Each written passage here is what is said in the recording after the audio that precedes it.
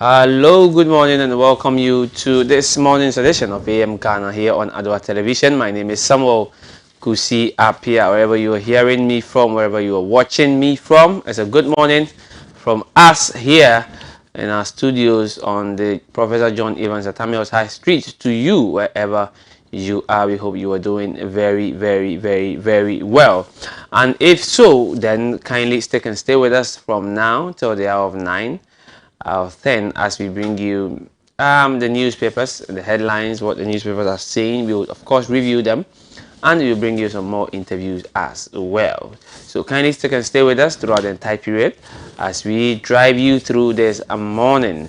And we very, very big thanks going to Sonotech Diagnostics and Medical Center for holding us down, for bringing us the Breast Cancer Awareness Month. You know, October is the Breast Cancer Awareness Month, and Sonotech is here for you.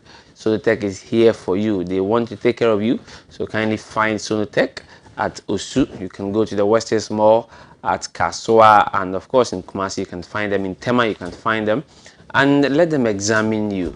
Let them, take all your scans and everything to them, and trust me, Sonotech is going to sort you out. Vena mineral water is what I recommend for you in this period. You know, COVID is still around, and our immune system has to fight it, whether we like it or not. So, take in more water. Take in more water. Stay hydrated, and boost your immune system with Vena mineral water. It is good for any kind of activity that you are doing. We take it at the home, for our parties, for our funerals, for our engagements, for church service, at the workplace, everywhere you can take Vena mineral water. Rwanda Air is also flying us safely to every destination, whatever destination you can think of. Rwanda Air is flying you there. The good thing is that they are flying you very cheaply, very affordable, and very, very safe. In fact, if you fly on Rwanda Air, you are not thinking about contracting any kind of COVID or whatever. No, no, no, no, no. Very, very safe crew, very, very interesting crew. They would serve you whatever you want, and you'll be happy with their service. They are the reason why we're able to bring you this AM Ghana this morning and every other morning. My name once again is Samuel Kusiapia, and I welcome you to the show this morning. I'm taking a very quick turn. When I come back, I'll take you straight into the newspapers.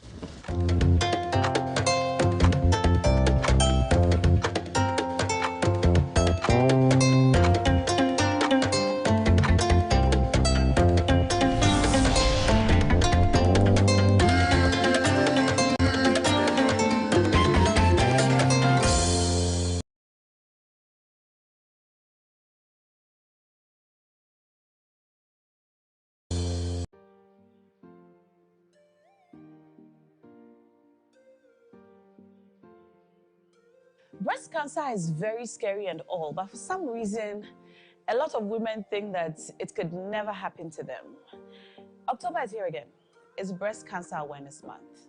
We've come to know that breast cancer is the one cancer that's killing more women than any other cancer in women.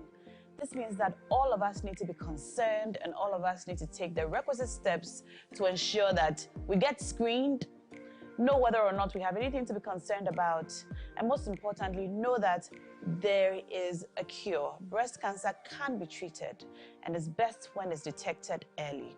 So take advantage of this Breast Cancer Awareness Month and go and get screened.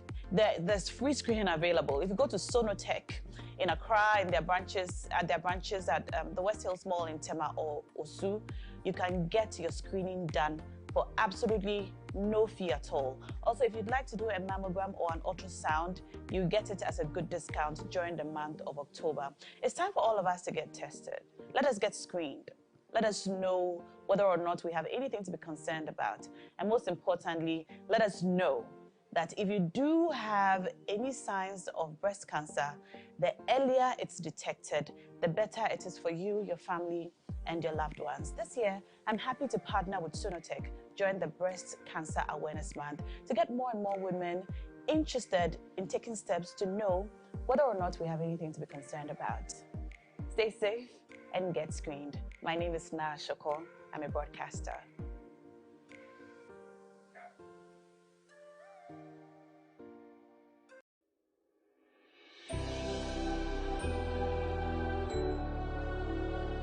Welcome aboard the safest airline in Africa. With industry-leading safety measures to protect your well-being. The first in Africa to earn a diamond standard of safety. Offering a more contactless, safe, and seamless experience. Delivered with a smile by Africa's first fully vaccinated crew. Creating special memories that bring the joy back to flying, so you can continue making memories with your loved ones. Book your flight with Rwandair today. Rwandair, the safest airline in Africa. Rwandair, fly the dream of Africa.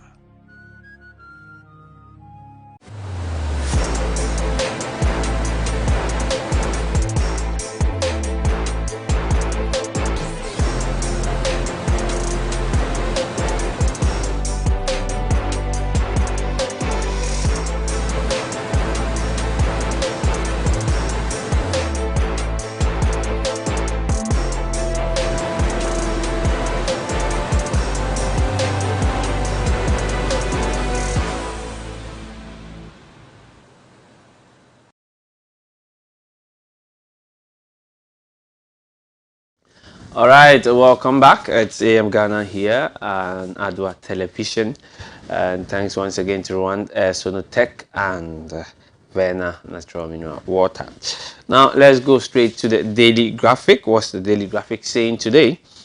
Well, the Truth and Accuracy Everyday newspaper says at the front page, Supreme Court directs Honyenuga to continue with the Opuni trial. If you have followed the story, realize that the team that was made to sit on whether Honyenuga should continue a trial or not.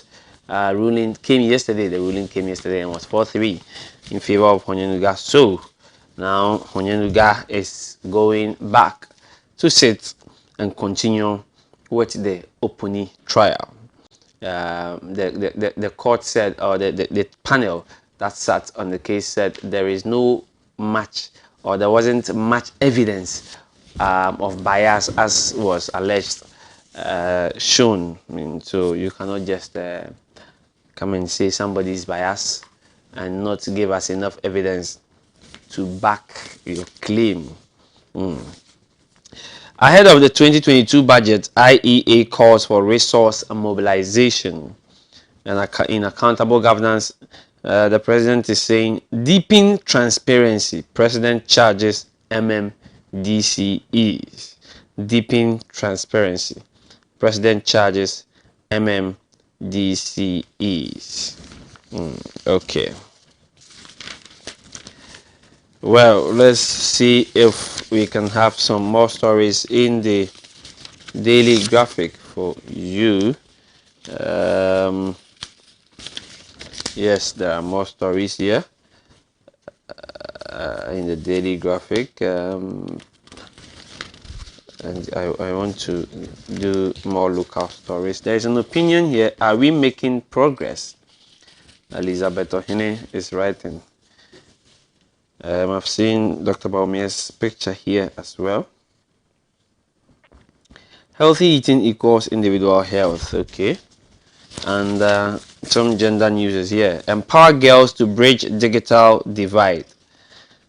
Empower girls to bridge digital divide. Stakeholders urge to be dynamic in guiding adolescents. And in politics, don't be armchair administrators. Nana Utu Srebo urges MMDCEs. Don't be armchair administrators. Nana Utu Srebo urges MMDCEs. Now, Mahama advised to stop attacking EC. Mahama advised to stop attacking EC. Now, let me take you through this story. Supreme Court directs Honyenuga to continue with Opuni trial. Now, the background of the story is that on the in the month of July 28th, the Supreme Court held that in dismissing a submission of no case filed by Dr. Opuni, Justice Honyenuga made certain pronouncements which could be interpreted that he had already found the accused person guilty even before they opened their defense. Such an act, the court held, gave rise to the likelihood of bias and accordingly prohibited Justice Honyenuga from presiding over the case. The decision followed a judicial review application by Dr. Opuni. It was that the decision with which the AG challenged through a review application. So, Justice Honyenuga was asked to recuse himself by Dr. Opuni when he filed in a review application because he felt even though the case had not been sat on, the judge made some pronouncements that suggested that he would be biased. And so a review panel was constituted. The review brought their judgment. And the judges, this is how the judges decided.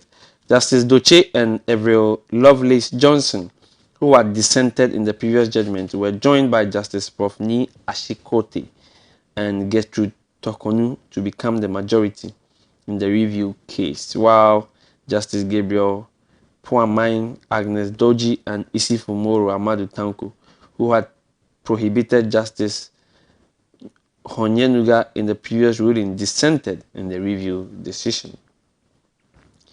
So this is what happened, later on what happened in that case.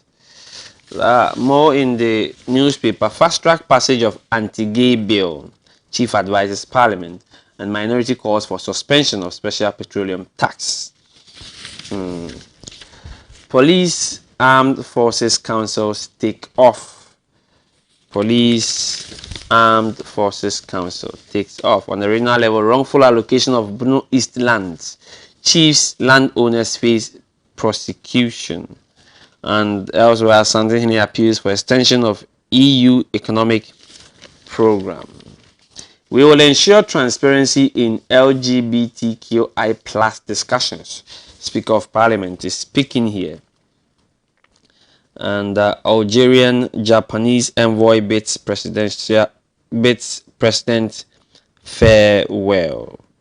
The outgoing ambassadors of Algeria and Japan in Ghana, Messrs. Delilish Yosef and Chutomu Himenu. On Monday, bid President Nana Addo Dankwa Akufo-Addo farewell after their tour of duty of the country. And Ochene is also here. Ochene advocates reduction of poverty to achieve SDGs. Yesterday, Shatawale Medical and 3 others were granted bail, 100,000 Ghana cedis each. In education, plastic recovery project takes off in 3 secondary schools, and 13 graduates in Israel for internship. Ghana polio testing machine obsolete. There's many more we have in the daily graphic, but let me do sports before go to the next paper. Best referee to get new car as GFA launches 2021-2022 Premier League season. And the Republic Bank donates 200,000 Ghana cedis to Black Stars. Okay, Olympics petition GFA status committee over Awako transfer.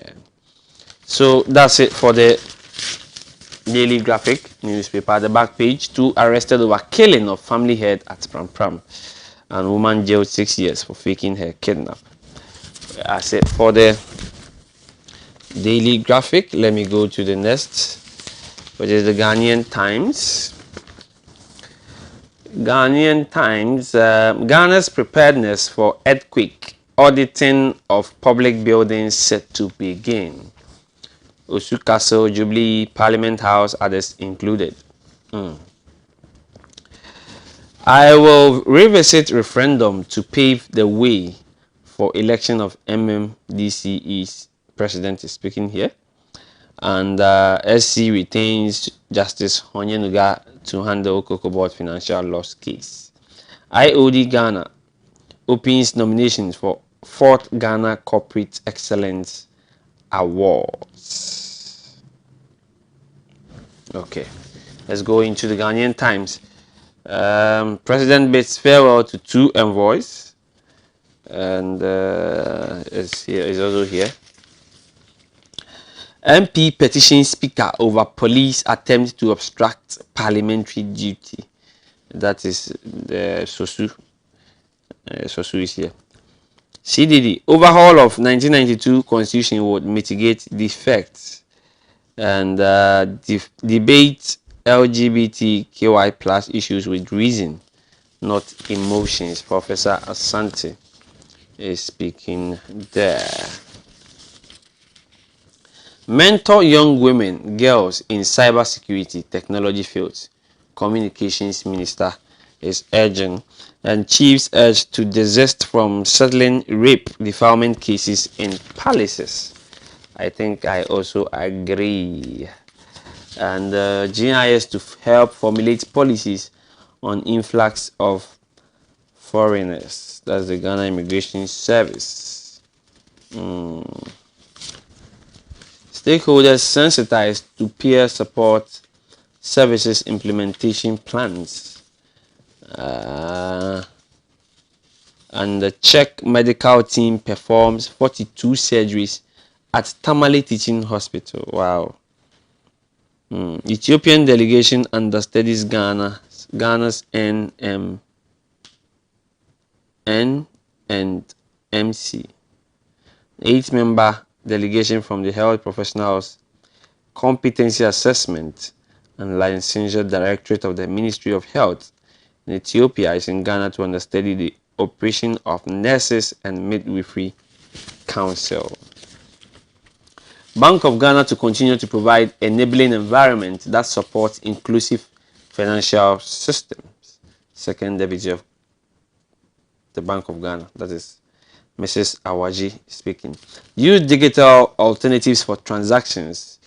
Ghana Interbank Payment and Settlement Systems urges businesses. And okay, Ghana Stock Exchange bullish performance continues. We are ready to step into Sussex with Ghana Sports. Republic Bank as they donate 100,000 Ghana cedis to the Black Stars. And 200,000 Ghana cedis. JFA calls for fair play ahead of FIFA 2022 World Cup qualifiers. Okay. And South Africa call up 36 players for Zimbabwe and Ghana World Cup qualifiers. Accra of folk to face Algeria's JS Saoura. And car for best referee as GFA launches new season. And that's it for the Ghanaian Times. So kindly get a copy and then enjoy yourself. Now, what do I have next? I have the Daily Statesman. Pragya Abubuya banned at Efia Kwesimintim. And transform your local economies. President urges MMDCEs. Opuni suffers big blow. Justice Honyenuga cleared to resume trial. Elsewhere, President swears in Police Council. President swears in Police Council. The Greater Accra Regional Coordinating Council rolls out one MMDA, one waste transfer site initiative. One MMDA, one waste transfer site initiative.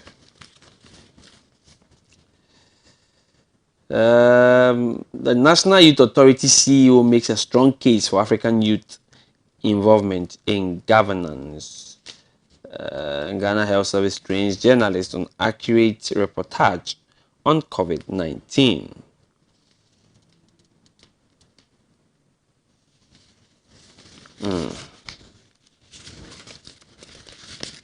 More here. 30 million Ghana cedis disbursed to 500 tourism industry players. The government to strengthen veterinary services to combat avian influenza. All right, so let's quickly move to where the sports is being talked about. Hearts of Oak will fail in CAF Confederations Cup. Jerome Ochre is speaking. The Chief Executive Officer of Campon Academy. Jerome believes Hearts of Oak will not make any meaningful impact in the CAF Confederations Cup and will suffer elimination from the competition. Ghana Premier League champions will now compete in the Confederations Cup following their elimination from the Champions League. The Phobians were humiliated 6-1 in reverse leg against Wydad Athletic Club of Morocco Sunday at the Mohammed V Stadium. According to him, the club will not be able to make it to the group phase of the Confederations. I don't hate Haas. I don't wish them bad luck, but their participation in the Confederations Cup will not be anything different from the Champions League. Okay. And Kamal also are considering playing for Belgium ahead of Ghana. What is happening?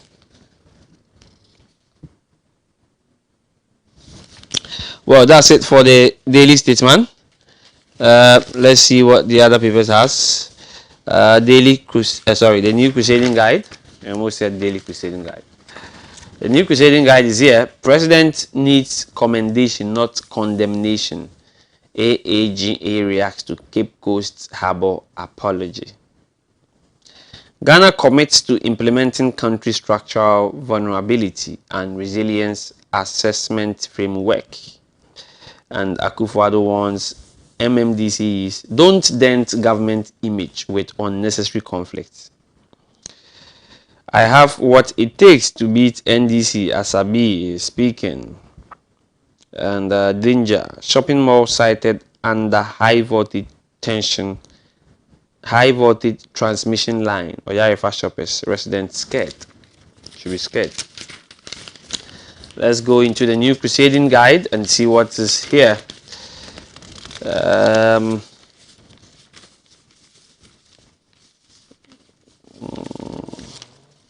Okay, so this story is still making headlines. Japan's Princess Mako, the woman who gave up royal status to marry. In 2017, when Mako, then a Japanese princess, announced her engagement to a former classmate, Kei Komuro, she said she had won over her heart with his bright smiles like the sun. The two had met 5 years earlier when they were both university students and shared their plans to wed the following year.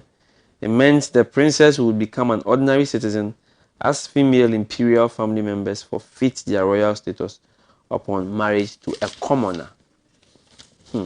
So if you decide to go and marry a nobody, a commoner, you are forfeiting your royal status. This woman went ahead.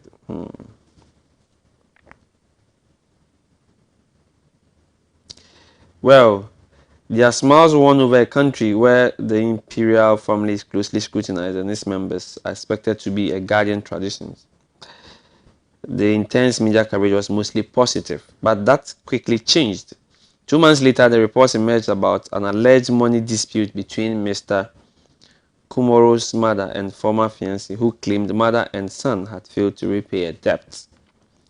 Public perception soared with the official explanation that the couple needed more time to arrange the ceremony. Their wedding ended up postponed. Former princess, who is now known as Mako Komoro, is the first child of the current emperor's governor, brother Prince Akishino, and his wife Princess Kiko, born 23rd October 91. Okay. Let's continue. Mali expels ECOWAS envoy amid pressure over polls. Sudan coup protests continue after military takeover. And African Cashless Payment Systems Conference slated for November. NCC undergoes training on Cybersecurity Act. And Takrady Chamber of Commerce trained on Cybersecurity Act. Let's do some sports. Accra Suffolk to face Algeria's Saura. And the country's allowed 28-player squad for upcoming AFCON.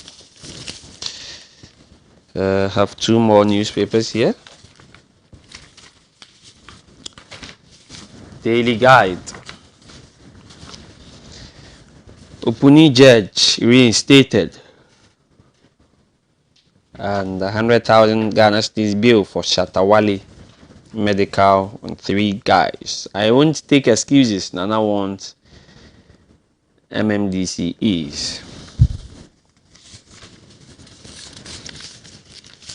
And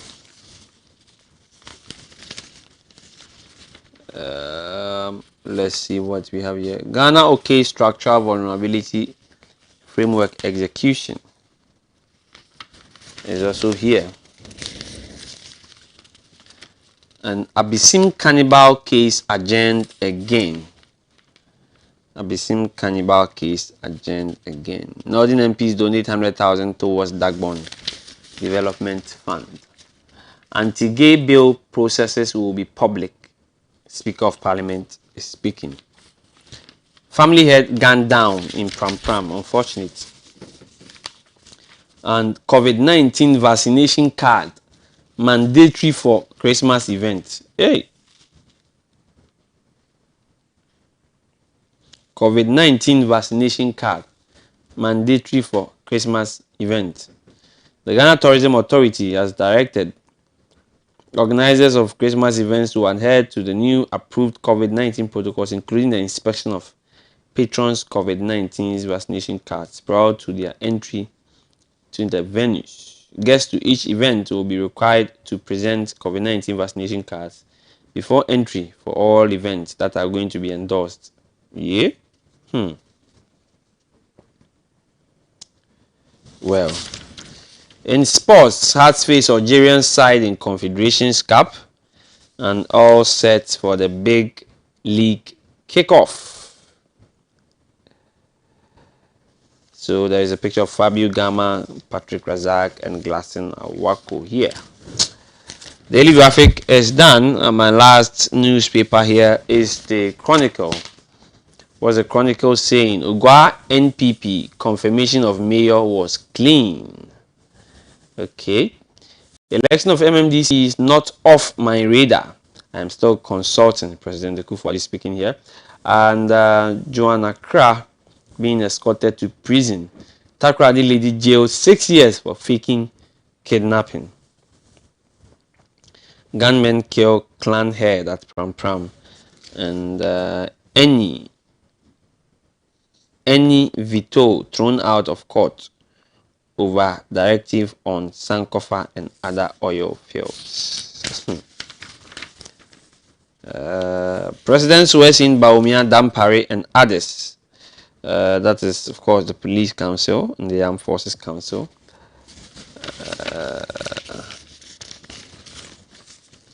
Editorial here today, naming of regions after ethnic groups can be dangerous. Okay. Assemblyman uses DCE confirmation solely to buy cycles for unit committee members. What a clever way to use these funds. KNUST GHS emerges winners of maiden edition of Akansie. And construction of Keta Port will make economic sense. Cyber Security Act key in safeguarding Ghana's maritime industry. National security. And come up with a workable budget to implement Stability in Africa program or Safma Hotels Committee. Okay. Impunity of motor and tricycle riders on our roads to end in November. And reforms Ghana needs a feature. How committed is the political class? In sports, has draw Algeria's JS Sara. New ball unveiled for new Ghana Premier League season. And Egypt's Future FC unveil new signing Jawisi Taylor. Star Times to invest $1 million into the 2021-2022 Premier League season. Let me do the quotation here. It says Isaiah 32:8. But he who is noble plants noble things, and on noble things he stands. But he who is noble plants noble things, and on noble things he stands. Well, that's it for the headlines from the newspapers. We will take another 10. When we come back, we have more for you on AM Ghana.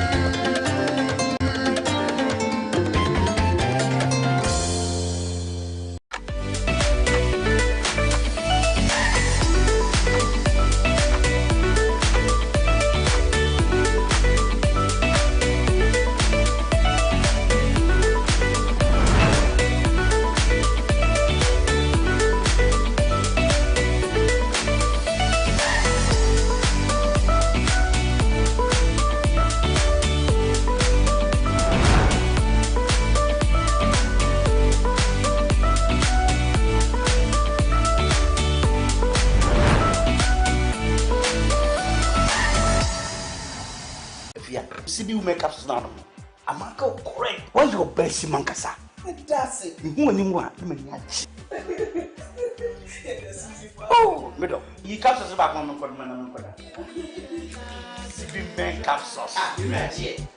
Me see CB men capsules in America. Yeah, you see men and women's capsules now. You knew the dada. And one year packaging I had a pepper. Wow! What a packaging! CB men, any CB women capsules, no packaging is out. And you also no mood any bianza no akodo mpegi. Share a painful any about town man kwada no for. Any kwada won di fie do ye. Enka ho. Susanna. Ghana man man tamase. Dodo Afre 0247 111671 and 0246 578 750. FDA aje edwedin ka so yato.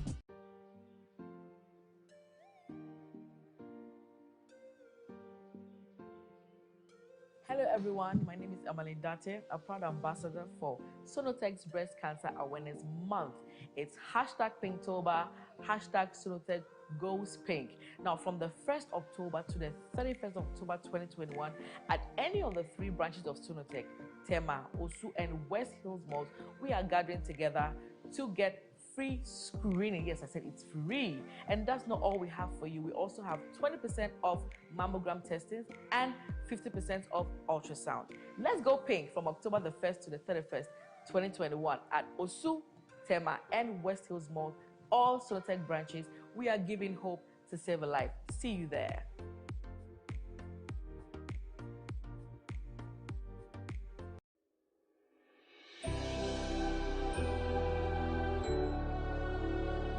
Welcome aboard the safest airline in Africa.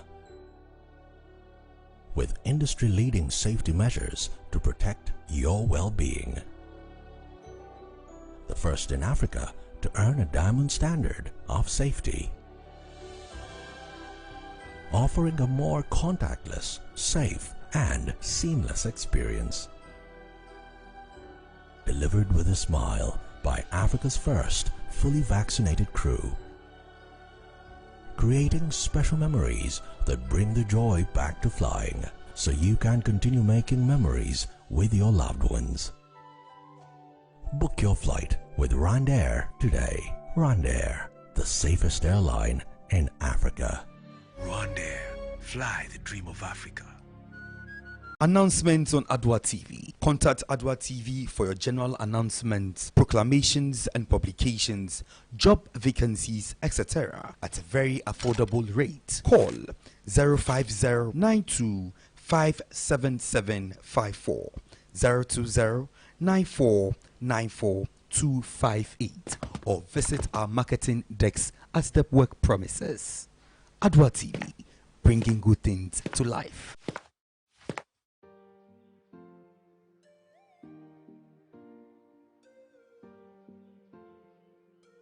Breast cancer is very scary and all, but for some reason, a lot of women think that it could never happen to them.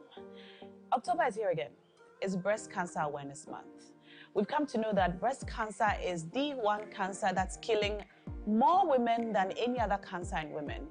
This means that all of us need to be concerned and all of us need to take the requisite steps to ensure that we get screened, know whether or not we have anything to be concerned about, and most importantly, know that there is a cure. Breast cancer can be treated and is best when it's detected early. So take advantage of this Breast Cancer Awareness Month and go and get screened. There's free screening available. If you go to Sonotech in Accra, at their branches at the West Hills Mall in Tema or Osu, you can get your screening done for absolutely no fee at all. Also, if you'd like to do a mammogram or an ultrasound, you get it as a good discount during the month of October. It's time for all of us to get tested. Let us get screened. Let us know whether or not we have anything to be concerned about. And most importantly, let us know that if you do have any signs of breast cancer, the earlier it's detected, the better it is for you, your family, and your loved ones. This year, I'm happy to partner with Sonotech during the Breast Cancer Awareness Month to get more and more women interested in taking steps to know whether or not we have anything to be concerned about. Stay safe and get screened. My name is Na Shoko. I'm a broadcaster.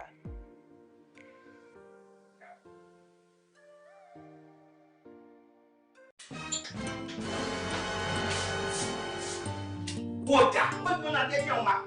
And that's all I'm about to order. Fire. Malaria and tea. But you are yet more bono. What you have to figure. Malaria there for you. Enti awo. I shouldn't the customers. When you say Mammy, I am smart. I perceive Malakio. I'm man the buyer or the eco school. Share. Say a Janisi berry market ni malaria and tea. I want to mean. And smell Emma when we are to walk. So we are malaria test. Maybe one. And better one. And the CB Malagio. You do not. And now kick out bomb as soon as I CB Malagio. And no way so dear. And I don't grow. And yet that shit. A drawing near my appeal for about a woman for any quada won't fear Susiana. Well, oh, dear, we get FD Ashusha sa a jedi and crato you mu adia to Musa and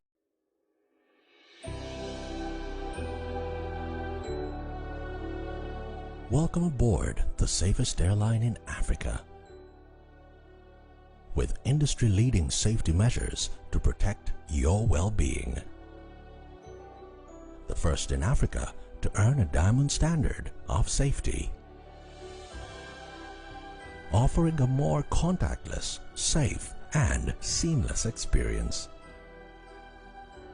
Delivered with a smile by Africa's first fully vaccinated crew.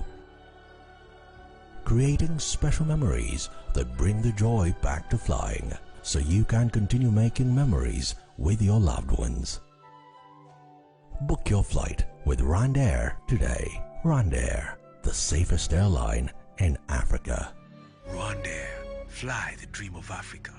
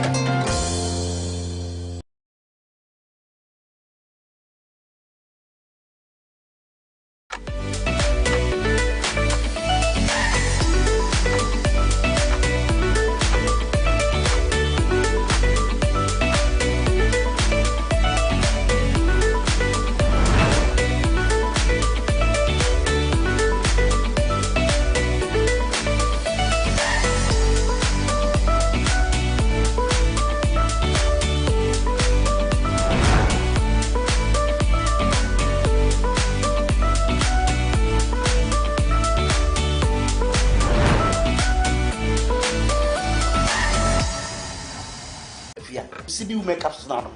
I'm not correct. Why your best mankasa? That's it. Who anymore? Oh, middle. You captures back on CB makeup sauce. Missy CB makeup sauce and make a year. Yeah, you see men and women's capsules now. You knew the dada. And one year packaging I had a Wow! What a packaging! CB men, any CB women capsules, no packaging is out.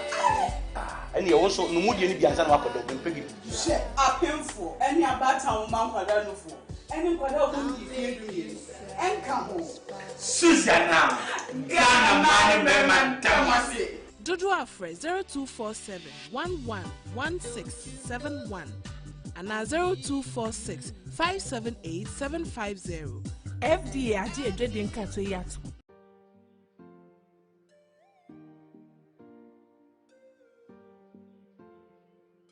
Hello everyone, my name is Adoatv, a proud ambassador for Sonotech's Breast Cancer Awareness Month. It's hashtag Pinktober, hashtag Sonotech Goes Pink. Now from the 1st October to the 31st October 2021, at any of the 3 branches of Sonotech, Tema, Osu and West Hills Malls, we are gathering together to get free screening. Yes, I said it's free. And that's not all we have for you. We also have 20% off mammogram testing and 50% off ultrasound. Let's go pink from October the 1st to the 31st, 2021 at Osu, Tema, and West Hills Mall, all Sonotech branches. We are giving hope to save a life. See you there.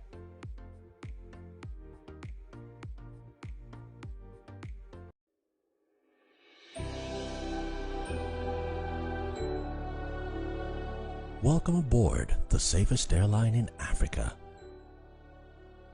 With industry-leading safety measures to protect your well-being. The first in Africa to earn a diamond standard of safety. Offering a more contactless, safe, and seamless experience. Delivered with a smile by Africa's first fully vaccinated crew. Creating special memories that bring the joy back to flying, so you can continue making memories with your loved ones. Book your flight with Rwandair today. Rwandair, the safest airline in Africa. Rwandair, fly the dream of Africa.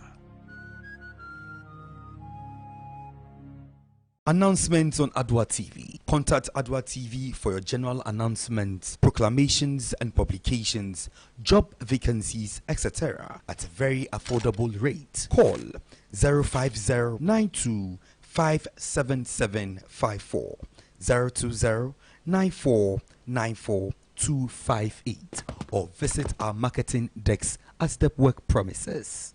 Adoatv, bringing good things to life.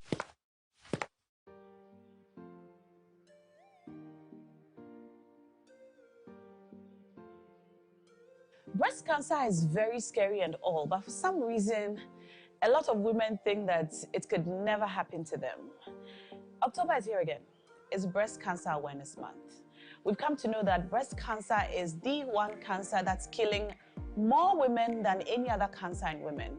This means that all of us need to be concerned and all of us need to take the requisite steps to ensure that we get screened, know whether or not we have anything to be concerned about, and most importantly, know that there is a cure. Breast cancer can be treated and is best when it's detected early. So take advantage of this Breast Cancer Awareness Month and go and get screened. There's free screening available. If you go to Sonotech in Accra, at their branches at the West Hills Mall in Tema or Osu, you can get your screening done for absolutely no fee at all. Also, if you'd like to do a mammogram or an ultrasound, you get it as a good discount during the month of October. It's time for all of us to get tested. Let us get screened. Let us know whether or not we have anything to be concerned about. And most importantly, let us know that if you do have any signs of breast cancer, the earlier it's detected, the better it is for you, your family, and your loved ones. This year, I'm happy to partner with Sonotech during the Breast Cancer Awareness Month to get more and more women interested in taking steps to know whether or not we have anything to be concerned about. Stay safe and get screened. My name is Na Shoko. I'm a broadcaster.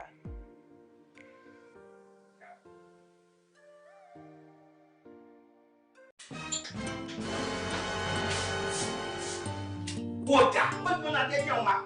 And that's what I'm about to order. You are fired.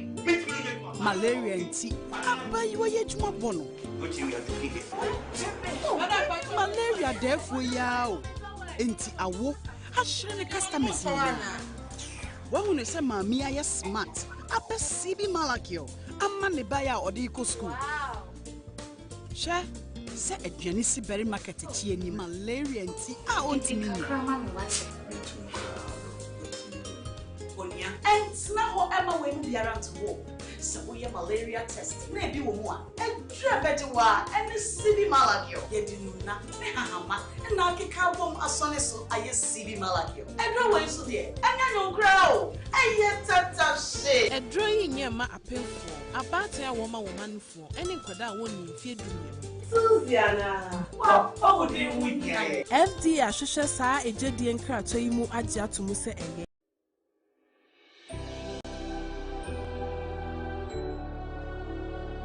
Welcome aboard the safest airline in Africa. With industry-leading safety measures to protect your well-being. The first in Africa to earn a diamond standard of safety. Offering a more contactless, safe, and seamless experience. Delivered with a smile by Africa's first fully vaccinated crew. creating special memories that bring the joy back to flying, so you can continue making memories with your loved ones. Book your flight with Rwandair today. Rwandair, the safest airline in Africa. Rwandair, fly the dream of Africa.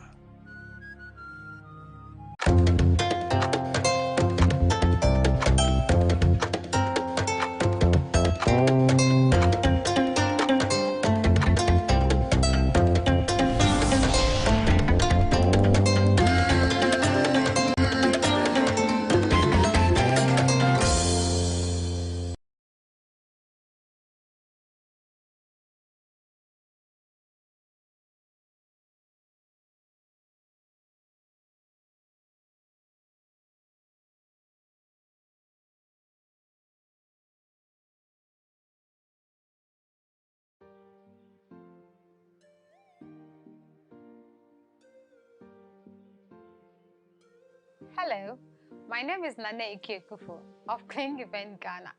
October is here again and it's the Breast Cancer Awareness Month. Guess what?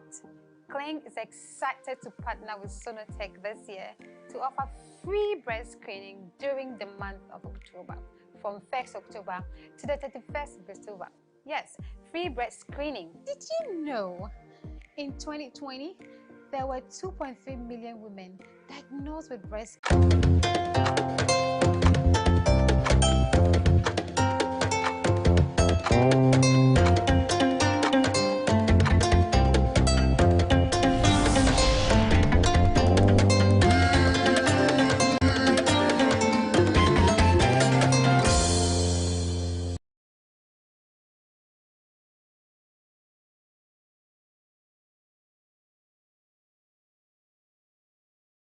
All right, welcome back. It's AM Ghana here on Adoatv, and thanks to Sonotech Diagnostics Medical Center and Verna Natural Mineral Water, as well as CB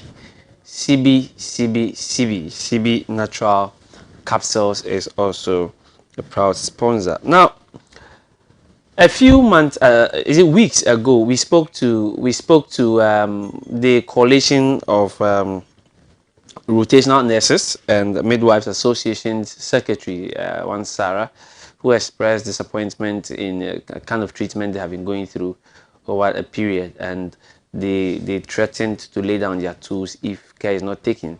Of course, care was not taken, and now the tools are laid down. We have on the line Wuto Cosmos Venunye. Wuto Cosmos Venunye. He is the president of the Coalition of Rotational Nurses and Midwives Association. Good morning, sir. How are you doing? Hello, good morning, sir. How are you doing? Good morning. Hello? Hello? I think we are not able to speak to. Good morning. If you can you hear me, sir? Okay, Isaac, kindly. Hello. Yeah. Hello. Good morning. Yeah, good morning. Yes, sir. How are you doing, sir? Oh, I am very, very good. And have you started the strike already? Hello? Hello? Hello? Hello? All right. Please, we'll get back to you on that. Isaac, kindly try and get the gentleman on the line for us again, and whilst you try to speak to him. So, a few weeks ago, we spoke to the coalition of Rotational Nurses and Midwives Association, and in fact, they spoke about a number of things, the treatment meted out to them, and they were complaining of the fact that since February to somewhere September, when we spoke to them, they had not been paid, they have not been given their allowances. Another thing was that they were being considered, or it was being considered, authorities wanted to move them from their usual allowances that they receive of about 870 Ghana cedis and move them onto the NSS system, that's the National Service System, where they would receive 599 or something like that. and that was another grievance that they had, where we asked them about whether they have tabled their grievances before the appropriate authority, which they responded the affirmative that they have, and of course on several times. By the time we were speaking to Sarah, a secretary to this group, they had met the, I think, the health ministry and some authorities that concerned. All right, we have Cosmos on the line. Hello, Cosmos. Good morning. Yeah, good morning. Thank you very much for speaking. I think your line is okay now. Okay. I wanted to find out what is the situation with the Coalition of Rotational Nurses and Midwives Association now. Oh, okay. Good morning to you and your listeners. What happened was that we were supposed to do our mandatory 1 year national service. Just that in the health sector, we have our own names, our own how do you call it, adjectives we use. Okay. So when you go to the doctor's side, it's called housemanship. When you come to the nurse's side, it's called rotation. Yeah. And we began the service on the 1st of February 2021. So we're supposed to be paid a monthly allowance. Okay. Of how much? So we are looking at the ranges of maybe 800 cities per month. Why? Isn't it stated? For instance, NSS, once you are going to do national service, you know you're going to receive a fixed amount if it's not increased or decreased. Yours is within a range? Yeah, ours is within a range because every year it keeps increasing. Okay. Yes, so we are looking at that range. So we began the service, and as it stands now, we've not been paid. You get it? For how long? The payment comes. This is the 9th month, so next week will be the 10th month. Okay. Yes. So before we begin the payment process, you have to do biometric registration. Okay. And they'll give you a staff ID. An ID you are going to use as a public servant to go on retirement. So as it stands now, we have not even done the biometric registration, and the staff IDs are also not in. Okay. So meaning payment won't be this month nor next month. Do you get it? Yes. So it's the reason why we're trying to engage the stakeholders, and they reassured us by October ending, we are looking at the money being paid. But then we don't even have the staff ID. So how are we going to receive the payment? So it's been reassurance upon reassurance. And we've been saying to the villages across the 10 regions of Ghana. So me like this, I came from Accra to the Western region. Okay. How do I see? How do I pay my rent? Do you get it? So these are the challenges we are facing. That's why we wanted to engage the media so that it can also come to our aid and help fight the positive cause. Our number is 11,223. 11,223. Yes, please. Okay. Have you met with the Labor Commission or the Labor Ministry, the Employment Ministry? Yes. What happened was that this month, when we wanted to go on strike, we involved the Labor Commission because at least they are involved in all labor issues. Yeah. And before then, the ministry said we should come for one-on-one consultation. Did you get it? Yeah. So we went to meet the ministry, and they assured us that by the end of this month they are going to pay. So we had to cancel our meeting with the Labor Commission. Okay. Because the ministry had given us assurance then. Who met? Who amongst you met with the ministry? I was there personally. My general secretary was there. Other associate bodies were there, and our Mother Association of Nurses and Midwives, that's the GRNNA. Okay. Was also there. So that is when you were given those assurances that by the end of the month it will be paid. Yes, please. How was it going to be paid? I mean, was any specific processes spelled out to you that this is how the payment process is going to be made. Did they also tell you how many of the months they were going to pay, or they assured you they were going to pay every amount? They told us that if they are paying in November, it means they will pay from the beginning. They will pay from February to November. If they are paying in October, they will pay from February to October. That's what they said. Yeah. Okay, so as of now, the processes that was mentioned to you hasn't started. Yeah, it only began in a couple of facilities, but I can assure you that the people who have done the registration and have their ID are not even up to 1,000. Now, before you decided to lay down your tools, did you go back to them and I mean, did you engage them again that because they have not met the expected or they have not adhered to what you guys discussed earlier, you are going to put down your tools? Yeah, we had a meeting again. That was last week. Yes, and they reassured us again. So we were supposed to update our members on the outcome of the meeting. So we told our members that this is what they said, and registration has begun in other, how do you call it, facilities, of which we are hopeful that it will get to them. But, you can't keep reassuring the people. So it was for that reason that maybe like they felt agitated and. But if you are reassured and some of the process had begun, why would you still go on strike? Okay, well, the problem is that this is 10 months. This is 9 months you are talking about. You get it? So this process could have begun right after the day our appointment letters were given. When was that? So that was the appointment letters were given on the 1st of February. Okay. You get it? So you won't tell me that in your office, when they don't pay you 2 months, you can still go to work. Because you have to take a transport. And this is 9 months you are talking about. Not even one TV. We don't have any money from any angle. The hospital doesn't give us allowances.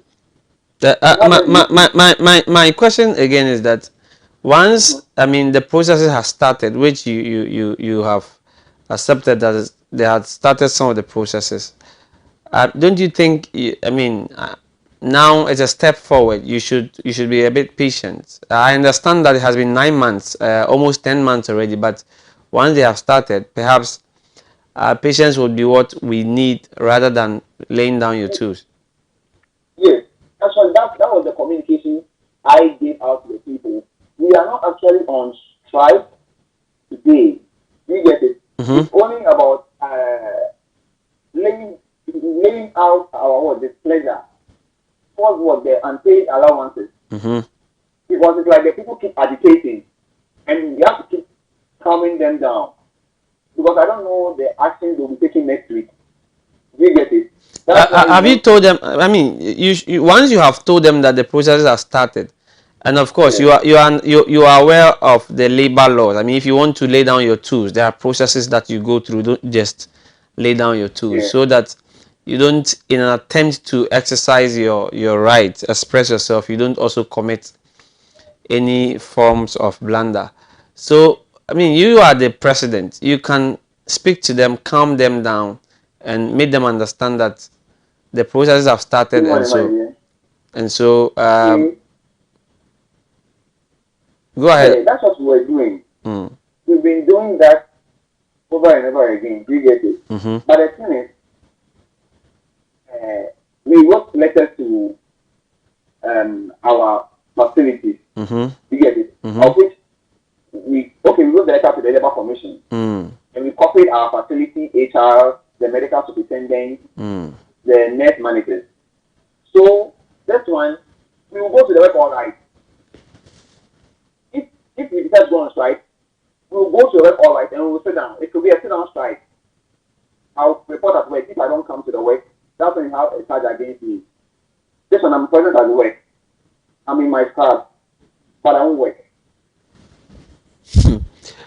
That would be no different. I mean, being there, you are always supposed to be there and work. If you are there and you are not working, it's still as if you didn't come, or?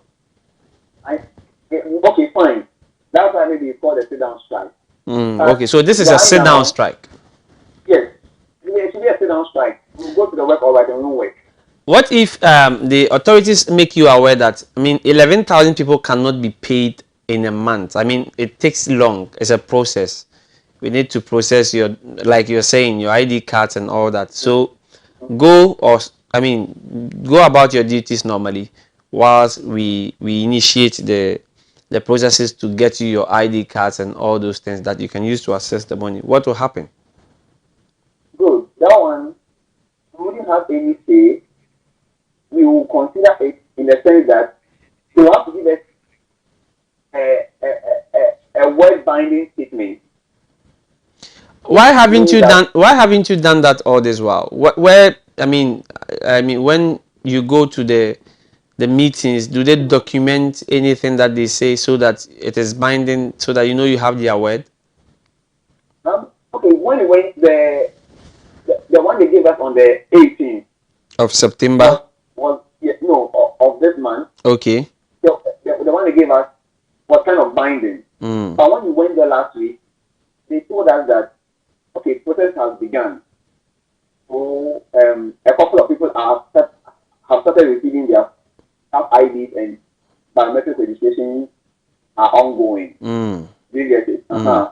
So we right now we are looking at maybe a positive result from now to the end of the week before we can take any action that we want to.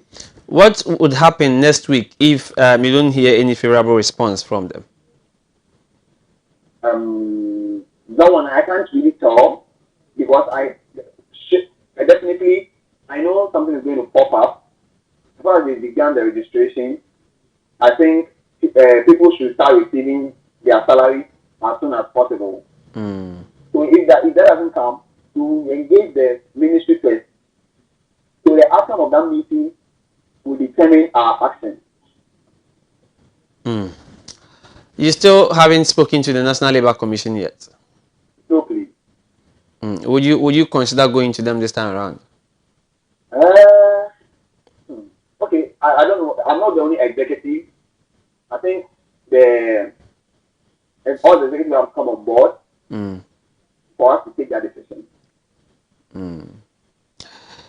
Would you like to be held? I mean, would you accept if you are held liable for some casualties because you decide to go to work, sit down, and not work, and you know patients are in trouble? I mean, pain. People are going through all forms of troubles. Would you be happy with that? Well, I won't be happy about that. But you can. I don't know, but when it comes to the issue of nurses in Ghana, I think most Ghanaians are very insensitive about it because when it's about the nurses, we always feel we should put our patients first, and that's what we have been doing. But you don't expect me to come to work for 9 months on a hungry stomach and still talking to people. So am I loving the people more than myself? No, it shouldn't be so. If I would love the people, it should be on equal ground. You get it? Not loving them more than loving myself. Yes. And we've been doing this for the past 9 months. And even anybody who hears our story sympathize with us. Because it's not easy. Wow. All right, Mr. Cosmos, thank you very much for speaking to us, and we hope that you get a very good resolution with the appropriate authorities, and we also pray that once the process has started, they will speed it up as soon as possible for you guys to get some relief, and so that you can work with a sound mind. Thank you very much for speaking to us. That was Ruto Cosmos Venunye. He's the president of the coalition of rotational nurses and Midwives Association. Earlier, we wanted to speak to another gentleman, Richard Madugu, Vice President, Ghana Midwifery and Nurses Association, but we could not get hold of him. Once we do, we would definitely also take his comment on what is happening as far as the sit-down strike is concerned. The headline here is Health Service Workers Union declares strike over poor conditions of service. Over the past few years, we have been seeing this and be hearing about these complaints about poor conditions of service. Unfortunately, it is not exclusive to the nurses or the health workers. Teachers are complaining. Other civil sector workers are also complaining of poor. Doctors are also complaining of poor working conditions, and so recently the UTAG and Co were on strike. There should be something that immediately should be done as soon as possible, because these are people who has lives in their hands, whether we like it or not. A gentleman mentioned that they would go to work, decide to sit down and do nothing. That is quite dangerous. We hope that the appropriate authority will come in and resolve it amicably so that they can come to work. But 9 months is a long time enough for them to try and hold on. 9 months is a long time. The guy said next week will be 10 months, and that is grave for people to be working for 10 months and not receive anything. So the appropriate authority should kindly come in, help them resolve this issue as soon as possible so that they can have some sound mind and work. Nobody can work on an empty stomach for 10 months. They have done quite well.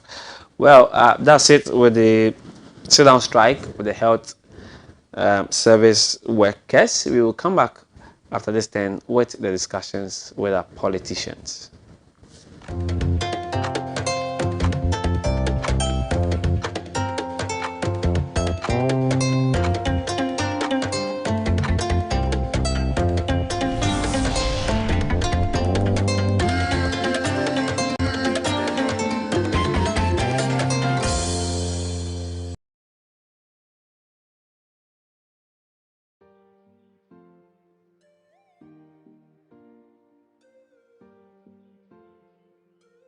Hello, my name is Nane Ikekufu of Cling Event Ghana. October is here again and it's the Breast Cancer Awareness Month. Guess what? Cling is excited to partner with Sonotech this year to offer free breast screening during the month of October, from 1st October to the 31st of October. Yes, free breast screening. Did you know in 2020, there were 2.3 million women diagnosed with breast cancer, and out of that, 685,000 died? Breast cancer treatment can be highly effective, especially when detected early. So you must go and check. I will be there, and so should you. Sonotech, your total healthcare partner for life.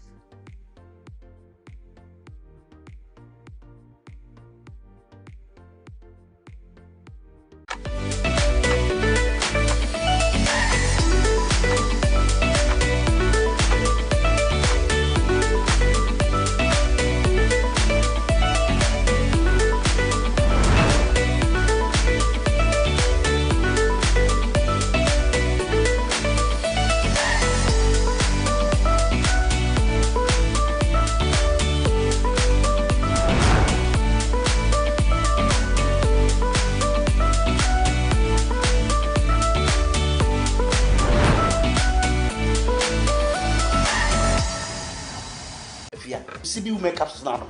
I'm not correct. Why your best mankasa? That's it. Who anyone? Oh, middle. You capsules back on CB men capsules. Me see CB men capsules na make a year. Yeah, you see men and women's capsules now. You name the dada. And 1 year packaging I am the. Wow! What a packaging! Sibi men, any Sibi women capsules, no packaging is out. And you also no mood any bians and wako dog peggy. Shit, I pay for any about town man quadrano for any quadrano you and come home. Susanna, Ghana money man, Tamasi. Dodo Afre 0247 111671 and 0246 578 750. FDA aje edwedin kato yato.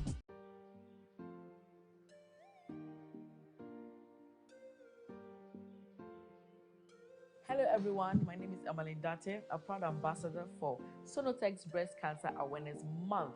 It's hashtag Pinktober, hashtag Sonotech Goes Pink. Now from the 1st October to the 31st October 2021, at any of the 3 branches of Sonotech, Tema, Osu and West Hills Malls, we are gathering together to get free screening. Yes, I said it's free.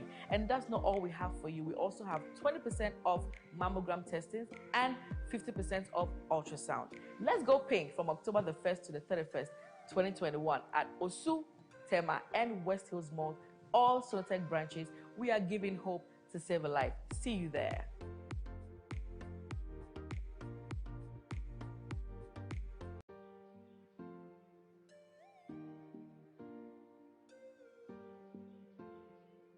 You beat cancer by how you live, why you live, and the manner in which you live. I am Priscilla Sewamenu, Miss Health Ghana 2020. The month October is noted for breast cancer awareness, and this October, Sonotech Ghana is partnering with Miss Health Ghana to bring you breast cancer awareness campaign dubbed Pink It Out. So from the 1st to 31st October, Sonotech Ghana is offering free breast screening for all women out there.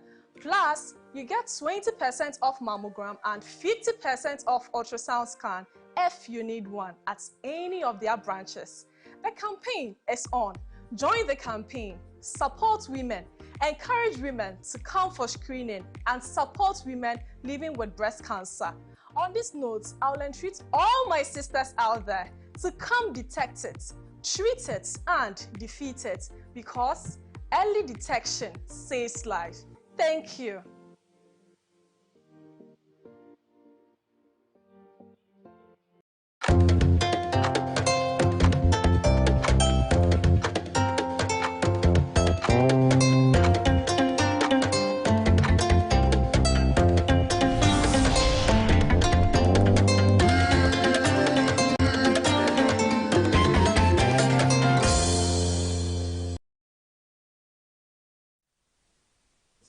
Here on Adoatv Television, I am joined in the studios by a team member of the NDC communications team, in the person of Mr. Delacroix.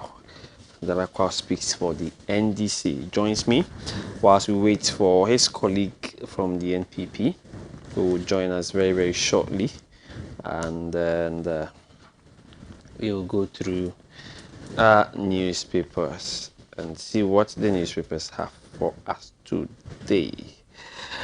Now, a lot has been happening. A lot has been happening. If you have just gone through town, Accra, Kumasi, some part of Kumasi have had news coming in from Kumasi as well, especially through the 37 area, the Elwak area.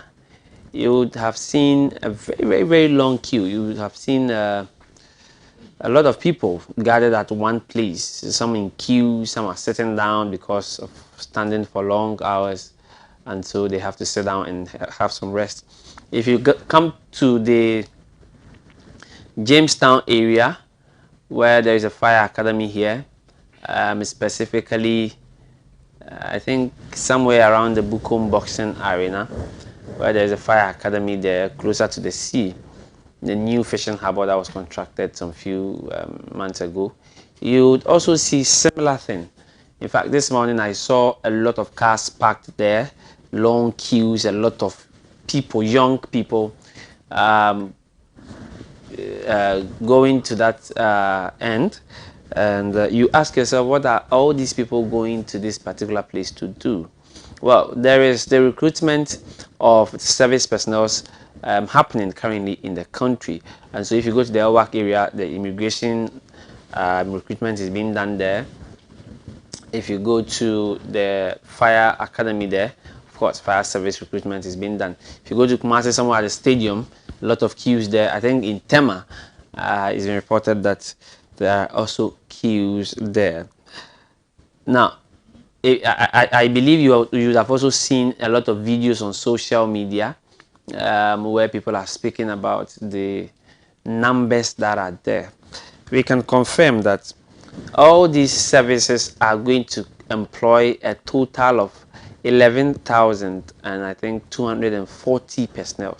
11,240 personnel spread across the services: fire service, the immigration, the Ghana police, I think the customs, and national security. Yeah, 11,240 personnel.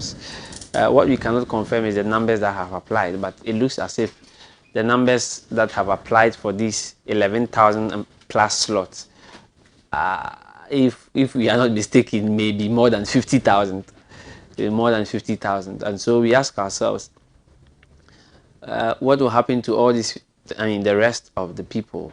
This scenario I'm just painting, this scene that I'm just describing, comes back to one thing: unemployment in the country, the high rate of unemployment in the country. So we are going to look at the recruitment into the security services. Thousands of youth troop in to search for jobs, and I'm going to be doing this with Dela Kwao. His colleague will join us very, very soon as we go ahead with the discussion. Good morning, sir. How are you doing? Good morning, sir. I'm very fine, by God's grace. That's good. That's good to hear. How's the NDC doing? Very fine. Your constituency? Ablekuma West. And how is Ablekuma West? Ablekuma West is ongoing. We are doing very well. We are doing our work, the underground work, so that come 2024 will produce an MP in the constituency. Okay. The NDC. Oh, okay. Currently held by the NPP. Seat has been occupied. Currently is Osla Owusu. Osla Owusu, yeah. MP, yes. But why do you want to unseat her? I mean, she's not doing well, eh? Oh, yes. You know, I believe you know Ablekuma West very well. Yeah. That is a Dansoman and its enclaves. And if you should visit the place now, you will see that the woman is not doing virtually anything. Talk about the road network, talk about the drainage system, and so many stuff. Dansoman do not have bad roads, huh? No, you see, Dansoman is not... not... those are just the main roads. I'm coming. You see, Ablekuma West is not only made up of the places that you know. Okay. It goes deep down to the seaside, the last stop, inside. Yeah, so if you are talking about the road, we are talking about the Dansoman Highway. Yeah, over there we know the road network is but the other sides are but the inside. Now that it has started raining, go there and go and see. But the year of roads, year of roads, I've seen a couple of roads being attended to in Accra. But not in Ablekuma West. It's not there yet. You saw it, but not in Ablekuma West. Yes. So like I'm saying, she's not doing anything. What other problems do you have in Ablekuma West apart from the roads? Good. So Ablekuma West, you know, in the NDC era, we started constructing a sea defense. Okay. Right from a place called Uyaboma, coming towards this side. But after the NDC left power, that project has been left abandoned. And now, as we speak, go and see the way the sea is destroying houses. Because, you know, they started it from a place. So the pressure has moved forward, of which they need to continue it. So because of that, now the sea is approaching the people. There is a hospital around that place called, how do you call it? There's this hospital around that place. There's a road just around that place. Now the sea is approaching the road. To wash it off. Exactly. And that is very bad. As I'm talking to you, when you get there, houses over almost every day, over let's say like over 10, 20 houses goes off.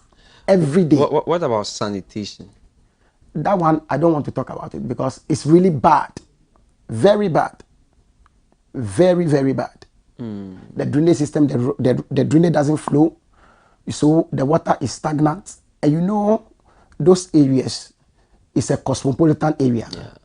and the activities that goes on there, you know, the way Bukom is, that is how those places are. So there is a need of, how do you go, the MC, I'll place it on the MC, making sure that there is this, how do you call it, his assembly members in the locality, he provide them with the necessary tools that they need, so that maybe every month there should be desilting. But as we talk, especially where my area, there has not been any desilting project ever since they came into power. So you get to the area, you know of the lagoon, the Chemo Lagoon. When you get there, I mean, you cry.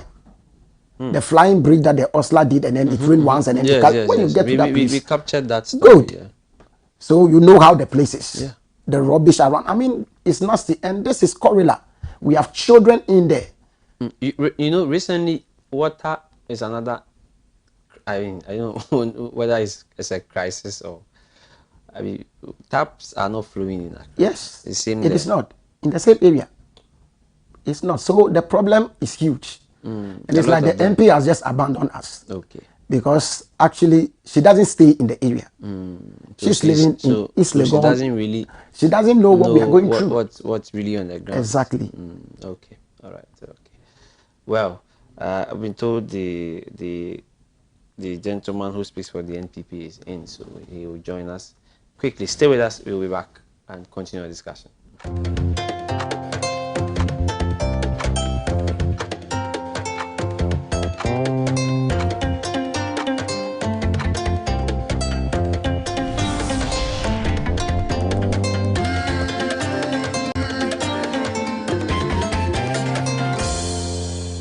Announcements on Adoatv. Contact Adoatv for your general announcements, proclamations and publications, job vacancies, etc. at a very affordable rate. Call 050-92-57754, 020-9494-258, or visit our marketing desk at Stepwork premises. Adoatv, bringing good things to life.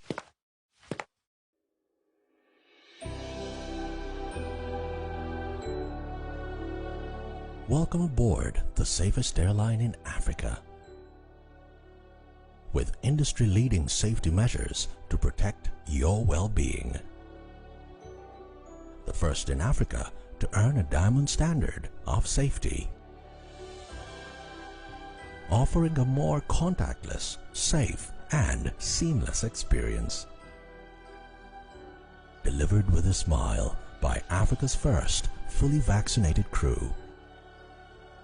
Creating special memories that bring the joy back to flying, so you can continue making memories with your loved ones. Book your flight with RwandAir today. RwandAir, the safest airline in Africa. RwandAir, fly the dream of Africa.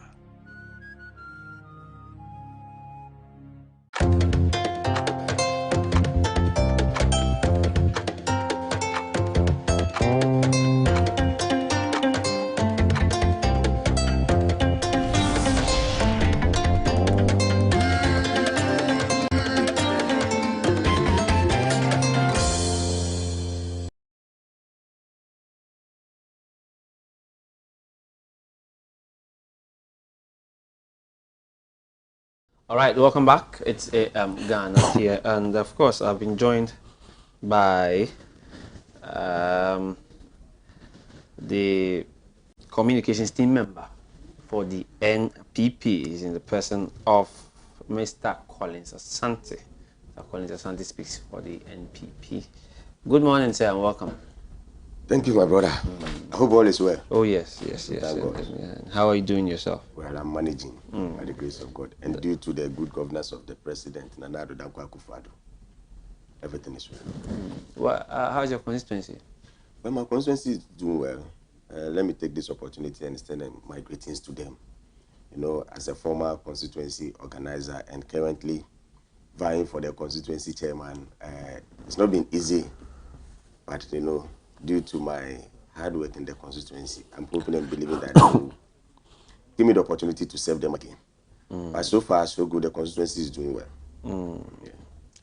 Constituency is doing well. Well, the last constituency is not doing well, per what he has told me. what is your what I mean? That is a break my South constituency. Yeah. He says they are not doing well at all. In terms of, he has mentioned a lot of things: sanitation, water. I mean, there is sea defense that has been abandoned. Roads are bad. A whole lot of issues. Does it come from there? Of course, that's his constituency. Oh, really? I'm a deputy communication officer for the constituency. To how do you call it? What's your communications director? I think I've met him. Jeff. I've met him a couple of times. Jeff. You see, if he's here talking about sanitation, deplorable of road, if you want to go to that direction, then his member of parliament has failed the constituency. No, his member of parliament is not. Let him continue. Wait, let's go. His member of parliament is not the member of parliament as we speak. There is a member of parliament there. Is it not for NDC? Yes. Yes. And who is the member of parliament for the constituency? Sloso is the member of parliament. Then you are talking about Blakema West. West, yeah, we are talking about West, not South. And so I am from South. That is why I asked him whether he's from the constituency. No, you see, then you didn't he hear is it from clearly. He is from Blakema He was saying that my constituency is not doing well. Oh, okay. And then I he didn't started. say your constituency. You didn't say Oh, yours. okay. Then because that is why I But asked whether he's from your constituency is doing well, right? Oh, so far so good. Who your MP? Oko Van Der Poel. But that does not mean we are contributing it to Oko Van Der Poel. That is why I said earlier on. Yesterday I met him. Yeah. Listen, that is why I said earlier that if you want to go to that direction, then I'm assuming the NDC MP there has filled the constituency. Is the MP who is there? No, I'm talking about Blakema West. You are talking about Blakema West. Yes. Blakema South has Oko Van Der Poel as the member of parliament. Yes. And he has filled the constituency. Yeah. Before the elections, I was in the constituency. I spoke to a lot of people, and it looks as if they were happy. They voted for him again. They were happy with his work. know, predominantly that constituency belongs to them. Looking at the difference. But if he's not doing well, they won't vote for him. Exactly. My brother, I wish you know that in these elections, a lot of MPs. But it's not like that in the Blakema South constituency. I am telling you for a fact. Oh, okay. It's not like that. You have lived there. It's more or less. Oh yes, I've been there for close to 22 years. Oh, okay, It's more or less like taking an NDC candidate to Bantama. You definitely know the results. Even if the MPP candidate is not good, it's not going to change. Okay, interesting. So your at least the place is okay. Oh, at least due to the help and the effort of the former mayor of Accra and then the chief executive of Kuda, Jerry Ahmed Shaib, and then the former mayor Mohamed Ajiso. The constituency has so far seemed good. What has he done? Who? You were mentioning that based on their efforts, what have they contributed to that? You are not you are taking credit. I'm coming. You were taking credit from Oko Van Der Poel that he has not done anything, but it's as a result of these people you are mentioning. So as I speak to now, go to the Tuesday market. The Tuesday market is receiving the face of the market. They are building the market. Go to the how do you call it? The girls' school. Fantastic AstroTurf there. Go there, you see it yourself.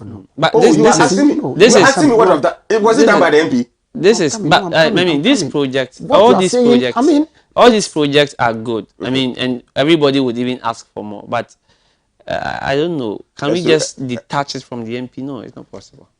But it is not. But the MP played no role. I mean, the CODA. That is the CODA initiative through the okay. So wait, CODA and then. You mentioned another. And then the market. The MC, right? You mentioned the mayor, the former mayor of Accra. Sorry, the former mayor of Accra. Yes. I mean, these people don't work in isolation. They all work. They work to achieve one aim. With the MP. So please. In cooperation with the MP. Don't contribute the thing to MP. I am telling you, the MP has done absolutely nothing. No, is it because Is it because you don't belong to his party? Not that. Oh, I have stand on many platforms to place him. Whenever he does something that is good. So in this situation, if he has done something that is not, is it also because you are not aware that perhaps they are not working in isolation, or you think that he just? I mean, those groups cannot work without him. I remember he was interviewed. I don't know if was it it's either your station or one of your sister stations. He was interviewed concerning a deplorable state of a road at the Alaji, you know, Alaji and Choco. Yeah. He told us politically clearly that it is the AMA who is supposed to take responsibility of that state. He didn't tell a lie. If the AMA's job When to he punish- was listen, when he was the mayor of Accra, as well as the member of parliament to the constituency, he initiated a project at Obeweku.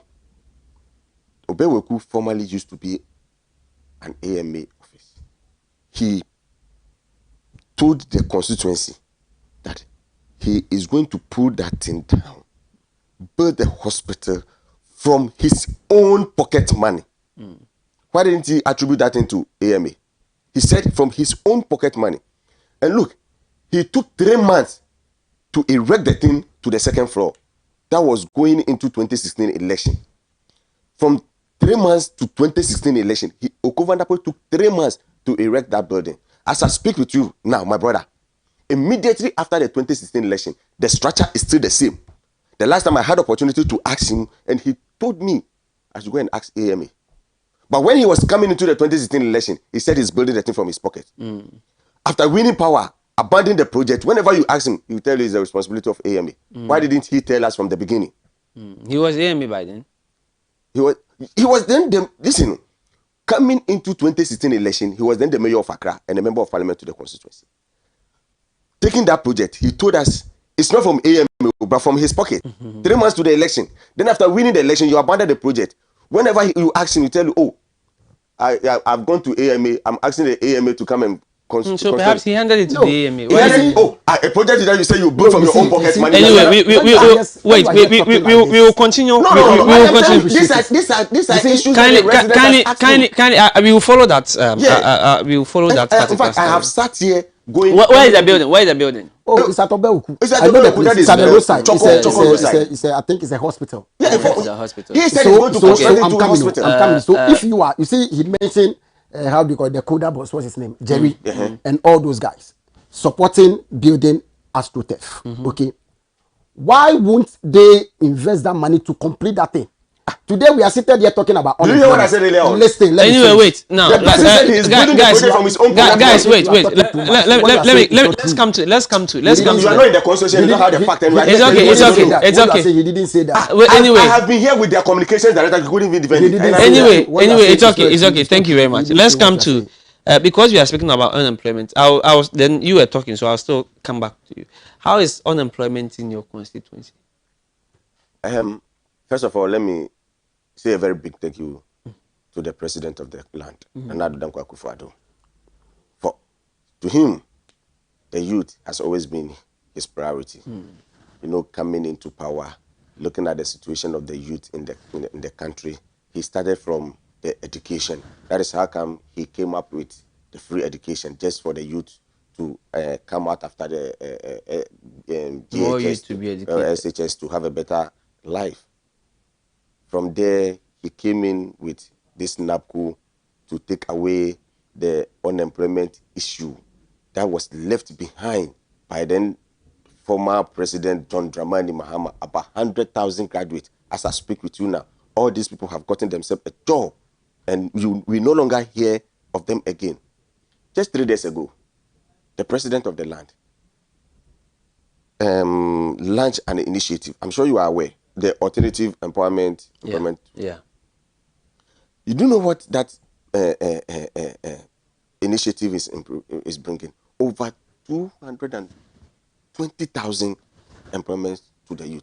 My brother, I am not saying we have solved unemployment issue, but we are gradually trying to solve it, because unemployment issue is a national security. It's a threat to national security, which I think every president, every government need to take it as his priority. Now, coming out of this initiative, you and I know the president coming into power, assure the good people of this country, he will use, even if it has to cost him his presidency, he will use it to fight Galamsey. And taking that initiative, Galamsey has cost a lot of people their jobs. Talking about hoteliers, the transport, those into transport business, the traders, a lot, including even the miners. So, to the wise, of the wisest president in the world, Nana Addo Dankwa Akufo-Addo, he thought it twice. Let me come out with this initiative. If it happens like that, the initiative has 6 models. And the 6 models, one is the reclaiming of the land, of the Galamsey land. My brother, you and I know, and we've seen it, that whenever this Galamsey goes and dig their gold or whatever, they leave the land just like that. So for the land to come back, Nana Addo Dankwa Akufo-Addo has come out with this initiative. Look, let's employ the youth to tackle this issue, to reclaim the land. Apart from that, there's this second model that goes with the afforestation. You and I know that the best thing for us to fight the environment is by planting of the trees. Because there's a saying that when the last tree, that the last man dies. So, coming out of this initiative is going to employ more youth to enter into the planting of the tree just to save our forests. Because our forests and our water bodies, they've all gone. And these things can only be saved by the trees. Apart from that, the community mining, which is also going to engage the youth. Now, kindly bring that to your constituency for me. Yeah. I want to know, the situation of all these things. We are tackling the unemployment issue in the country. I will come back to my constituency. Now, having come out with this initiative that will employ over 220,000 youth in this country. Then again, to the wisdom of Akufo-Addo came one district, one factory, which is employing people, the youth in this country. Coming into my constituency, there's a recycle factory in my constituency. From our party's office, party people, over 600 people has been engaged into that factory. And those not from the party, almost about 1,000 people has been engaged in that constituency. Go to the recycle. Now, that recycle factory there has given the youth both either the female or the male. Mostly are into this rubbish collection. Some have also engaged at the factory, packing of all these things. And this thing is helping this constitution. Look, when I was coming, in fact, let me apologize for coming in late. You know why? Because of this security recruitment. The National Fire Service, their training is between the Ablekuma South and Odododio, just after the fire academy. My brother, go and see to yourself. I've been there this morning. It has caused a lot of traffic. And if I ask myself, wow, is that how you have to suffer to get an opportunity to save this country in terms of employment? Those with masters are there, degree, HND, and as well as these SHS people, they are all there. Go and see the queue to yourself. 3 days ago, they were at the mercy of the sun. They couldn't finish. Yesterday, they were at the mercy of the rain. They couldn't finish. Today, they are there. You ask yourself, with this number, how many are they going to be engaged? 2,000. 2,000. And the people there are more than that. You see, it tells you that we have gotten to a situation where we need to try as much as possible to solve this unemployment problem. Today, the insecurities we see in this country is as the result of this unemployment issue. That was the more reason why when the NDCs were doing launch this Okada for whatever. Some of us were against it. Today, the insecurity in this country, they are using the Okada to cause it. Yes, most of them. We have seen Ann Roberts sitting on Okada to steal and to rob. We have seen it. Okay, wrap it up so that he can also come. Brother, wrapping up, I can tell you for a fact that this unemployment issue is due to the fact that the former president John Dramani Mahama refused to engage these people at the public sector, especially at the security service. You and I were here when they took the country to the IMF. One of the key conditions was to freeze employment in this country. For close to 4 years under the watch of John Dramani Mahama, he couldn't engage anybody in this country. And so ask yourself, with the public service, the last time I was doing the calculation, when you come to public universities, we have almost about 5 universities.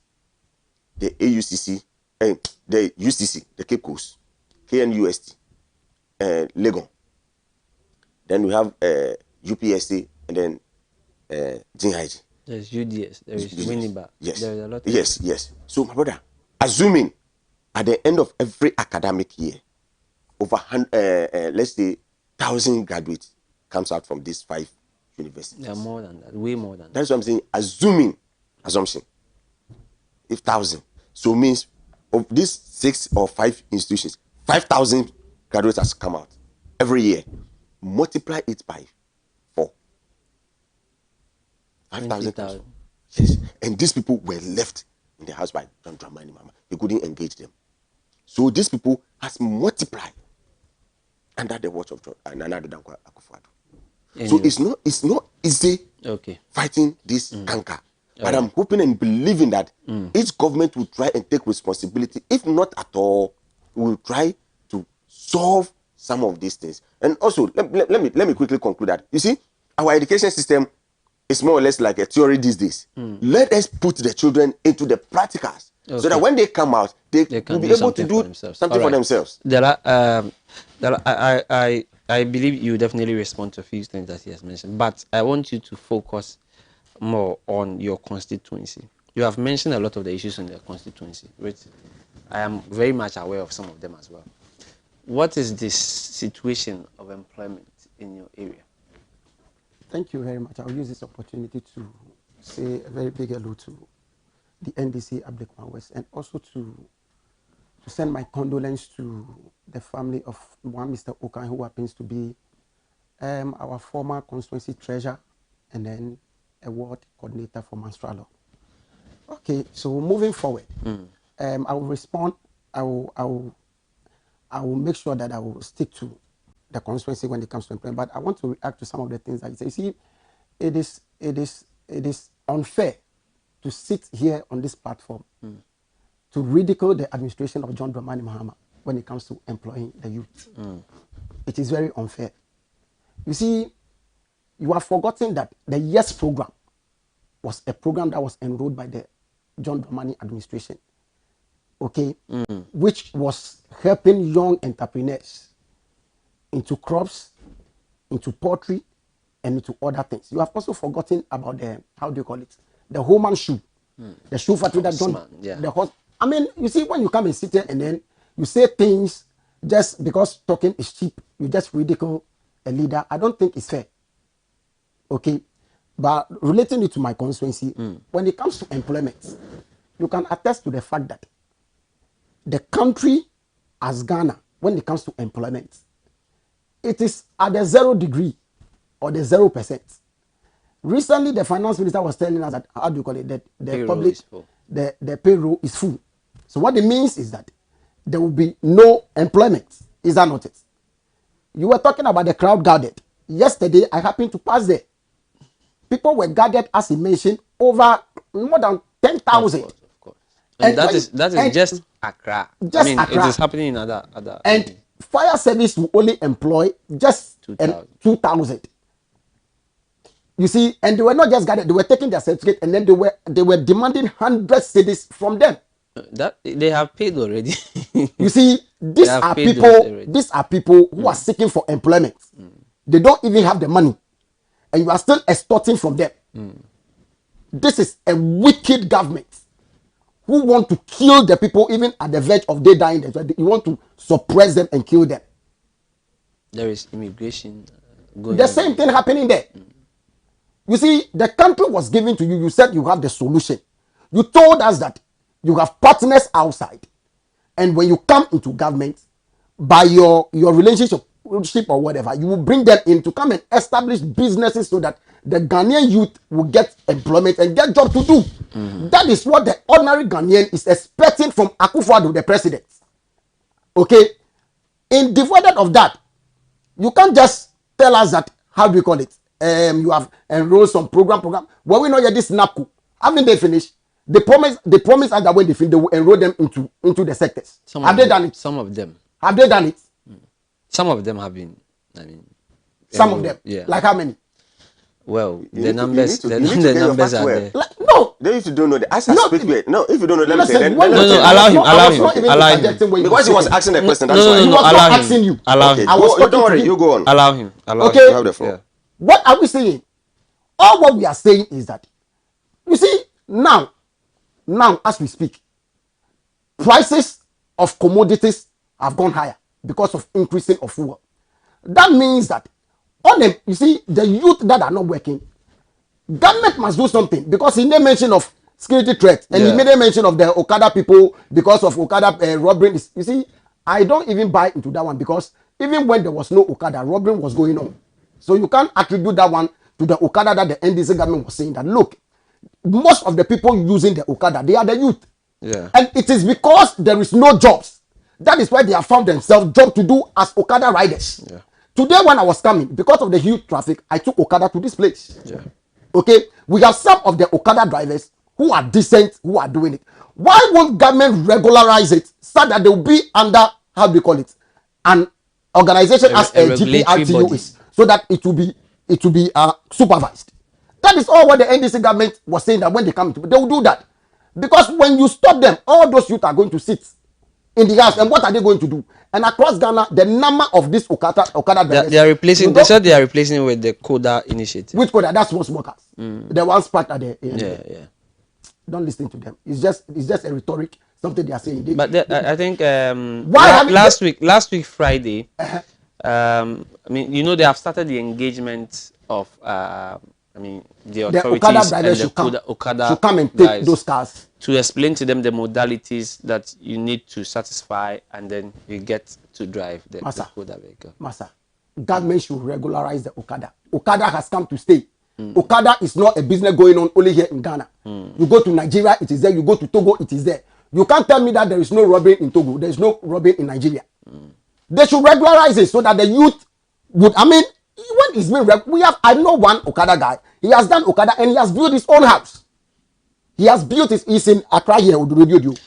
I mean, there is also a fact established. I mean, recently we have seen the hike in these robbery cases, and we have seen them all on Okada bikes. How do we you see, balance it? Do we say that robbers don't use vehicle to go and rob? They do. So what are we talking about? The fact that someone is sitting on Okada doesn't mean that all the Okada drivers are robbers. The fact that someone use vehicle to go and rob doesn't mean that all people who are driving are robbers. No, you can't just say that. So what we are saying is that they should put regulations in place that will put them in a certain condition, so that they can feel free and do their work. But as we speak today, employment and unemployment is a big issue that government Nana Akufo-Addo promised us. We are saying that he should fix it. Now that there are taxes, and you see, it is a fact that the private sector employ more than the public sector. What government needs to do is that, you see, I mean, the country has been overburdened with unnecessary taxes. So because of that, even the private sector cannot even employ the number of people he needs to employ, because maybe the taxes on things are too much that when he employs people, his company will collapse. These are things that NPP government Nana Akufo-Addo needs to do. He should offload the unnecessary, how do you call it, taxes on some of the things, so that the private sector will also have, I mean, a relaxed room to work and then to employ more people. With regards to the current recruitment in the security service, do you have people from your constituency, I mean, there? Oh, you know, with people, by all means, there will be people in, because when someone applies, you wouldn't know. Okay. So by all means, people will employ. But at the end of the day, if they will get it, that is the problem. Okay. You get it? Yeah. Because we all know that this security services, when the form comes out, there are protocols and all of that, all these things attached to it. There are some people that they wouldn't even come in, but their names are already been picked. You know that for a fact? Oh, I know that one for a fact. Oh, okay. Yes. And he's said that he knows. The protocol is, I mean, it is there. And even other people also use this one to do people. Yeah. For that one, because I mean, there was one MP who is my friend. He's an NPP MP, but unfortunately he lost his seat. Somebody hacked into his Facebook account. Okay. And then two people, they were paying 1,000 Ghana, promising them to these security services. Yeah, even I think just before they opened. Yes, recently there was these. Yeah, exactly. Good. Exactly. It's true. So all what we are saying is that fine, it is a good thing. But you see, my problem is, why would government, you know that these security services, you know the number it can accommodate. Why do you oversell force?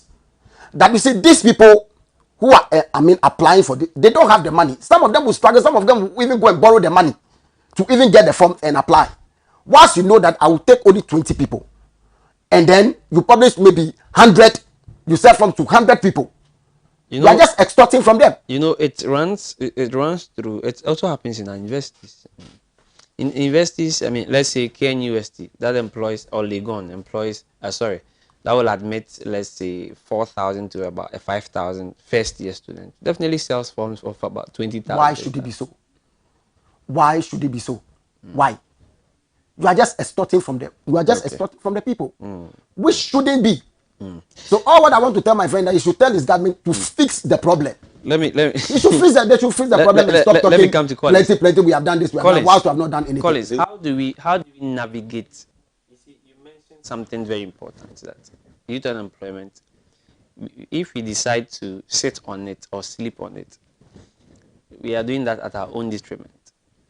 So it's something that we need to be serious with. How do we navigate through this? Of course, you mentioned the NAPCO. You mentioned the how do you call it? The one district, one factory, and among other things. The last time I was trying to have a discussion with one NDC person, and his problem was the fact that these things are things we have seen. I mean, they are there. But why do we still have a high rate of unemployment? Is it that there are initiatives that are employing very, very few people? I mean, like your analysis. The truth is that every year we are having over 200,000 graduates coming out from our tertiary institutions. 200,000. So if you create, let's say, 100,000 jobs in a single year, I mean, you have not absorbed everybody. You have a deficit of 100,000. And if you continuously have deficits of 100,000 in 4 years, that is 400,000 people. So what are we doing? Are we just creating menial jobs for people that will just take few numbers when we are really aware of the real situation that we have? I don't know whether we will talk about 1 million, but trust me, you'll be surprised that we have about 1 million people out there without jobs. You see, the public sector cannot fight unemployment issue alone. Exactly. The government cannot do it. Yeah. We need the help of the private sector. And for that matter, the government has to assist the private sector, because the private sector is the engine growth of the country. So I would suggest the best way for us to fight this unemployment is to empowering the private sector to establish more. And then, taking into consideration our curriculum activity, there's too much theory in our institutions. Why don't we practice more practicals so that when the student comes out, they will be able to do something for themselves?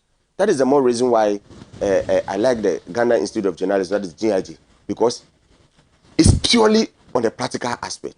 Either you come out as a public relations officer or as a journalism. And you know, once you come out, you may find yourself either with the print media or electronic media. You are safe.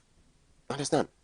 Just like this law school. Once you come out, automatically you've gained yourself an employment. There are plenty lawyers in the house. Oh, but definitely they will be getting this bail me. You know what? They will survive with just bail me from the court. Oh, my brother, once you're a lawyer. No, how sure you is know, that one? you know, I know, you know I the know numbers who are seated in that recently. room. The statistics coming out is not even encouraging. I mean, lawyers, there are a lot of them that are very, very hungry. Sure. They are staying home. Of course, yes. It's because most of them are not getting cases. But if you're able to get cases, my brother, definitely you will survive. I know a lawyer say, "Oh, look, Asante, me, if I don't have a case at all and one bill come, I will be able to survive for the month, because at least 1,000, 2,000 can survive the person." You understand?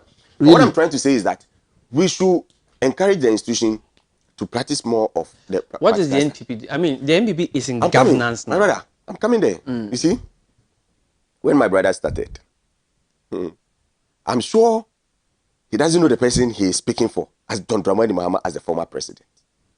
Do you know him? I know him. I know John Dramani Mahama very well. Listen, NPP coming into power 2000, we saw the unemployment situation in this country.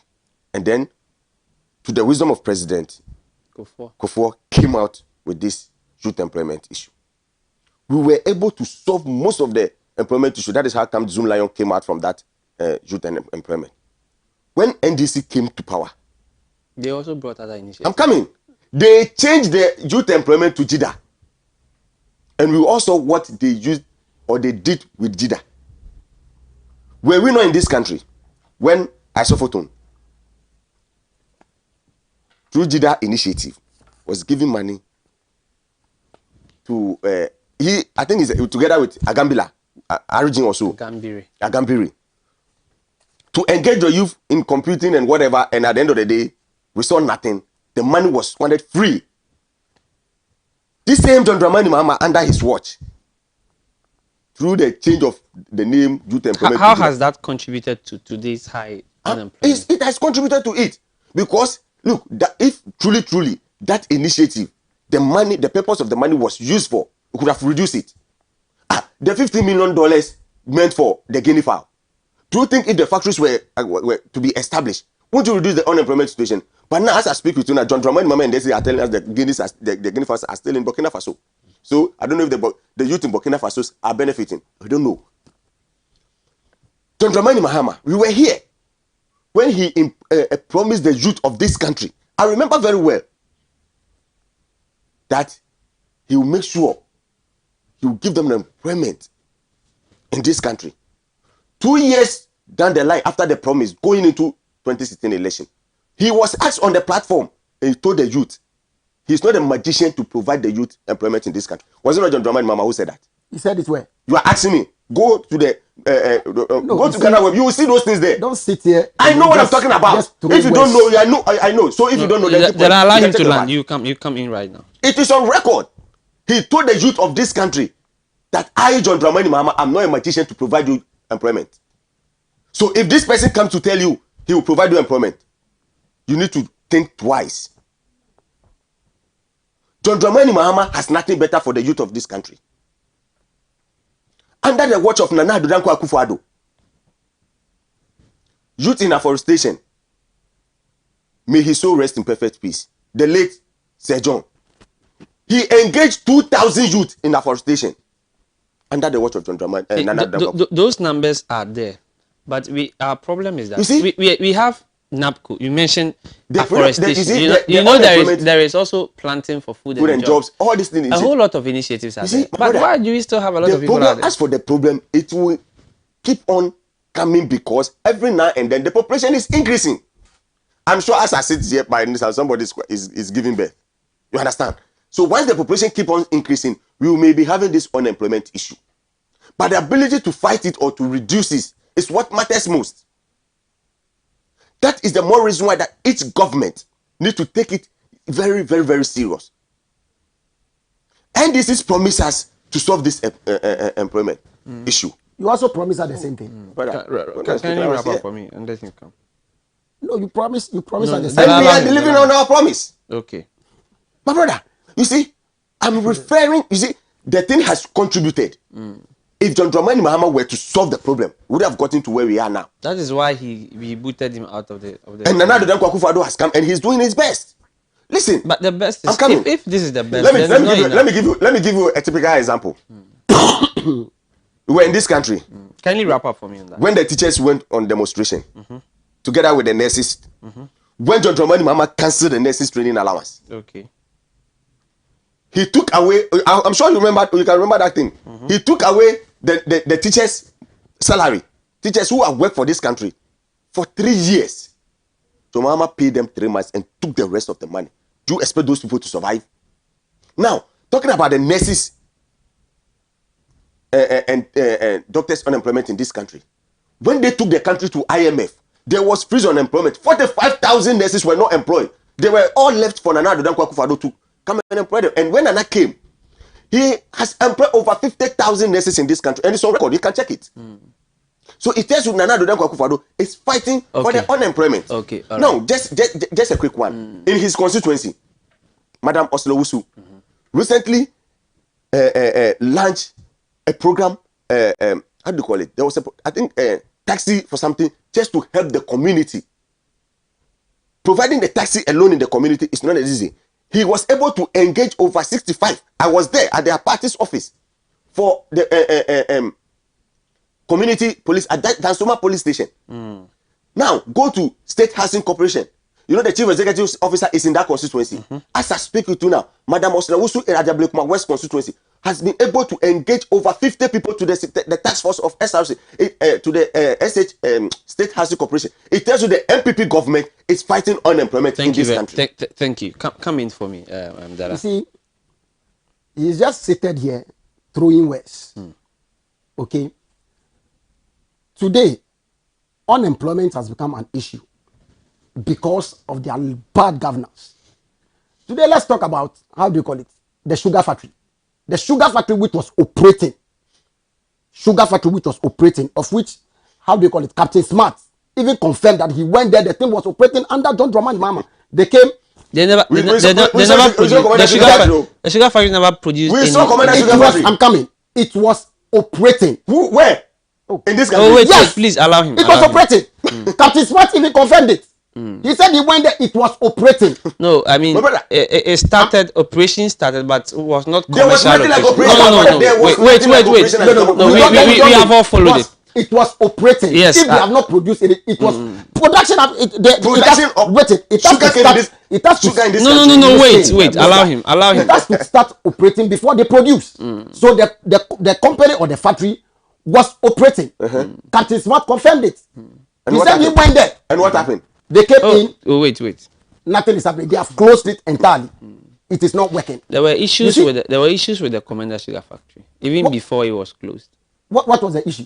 Because of the fact that there were no raw materials that were going to feed the factory. Good, my brother. You see, let's call it spade a spade. And the research that the World Bank did clearly suggested that it was always going to happen. Like the factory was always going to go down because one, and that is not just exclusive to the NDC. Even the NPP government has also under-budgeted for the whole project. When the World Bank brought their research, it was estimated that we needed nothing less than about 100 million for that particular project.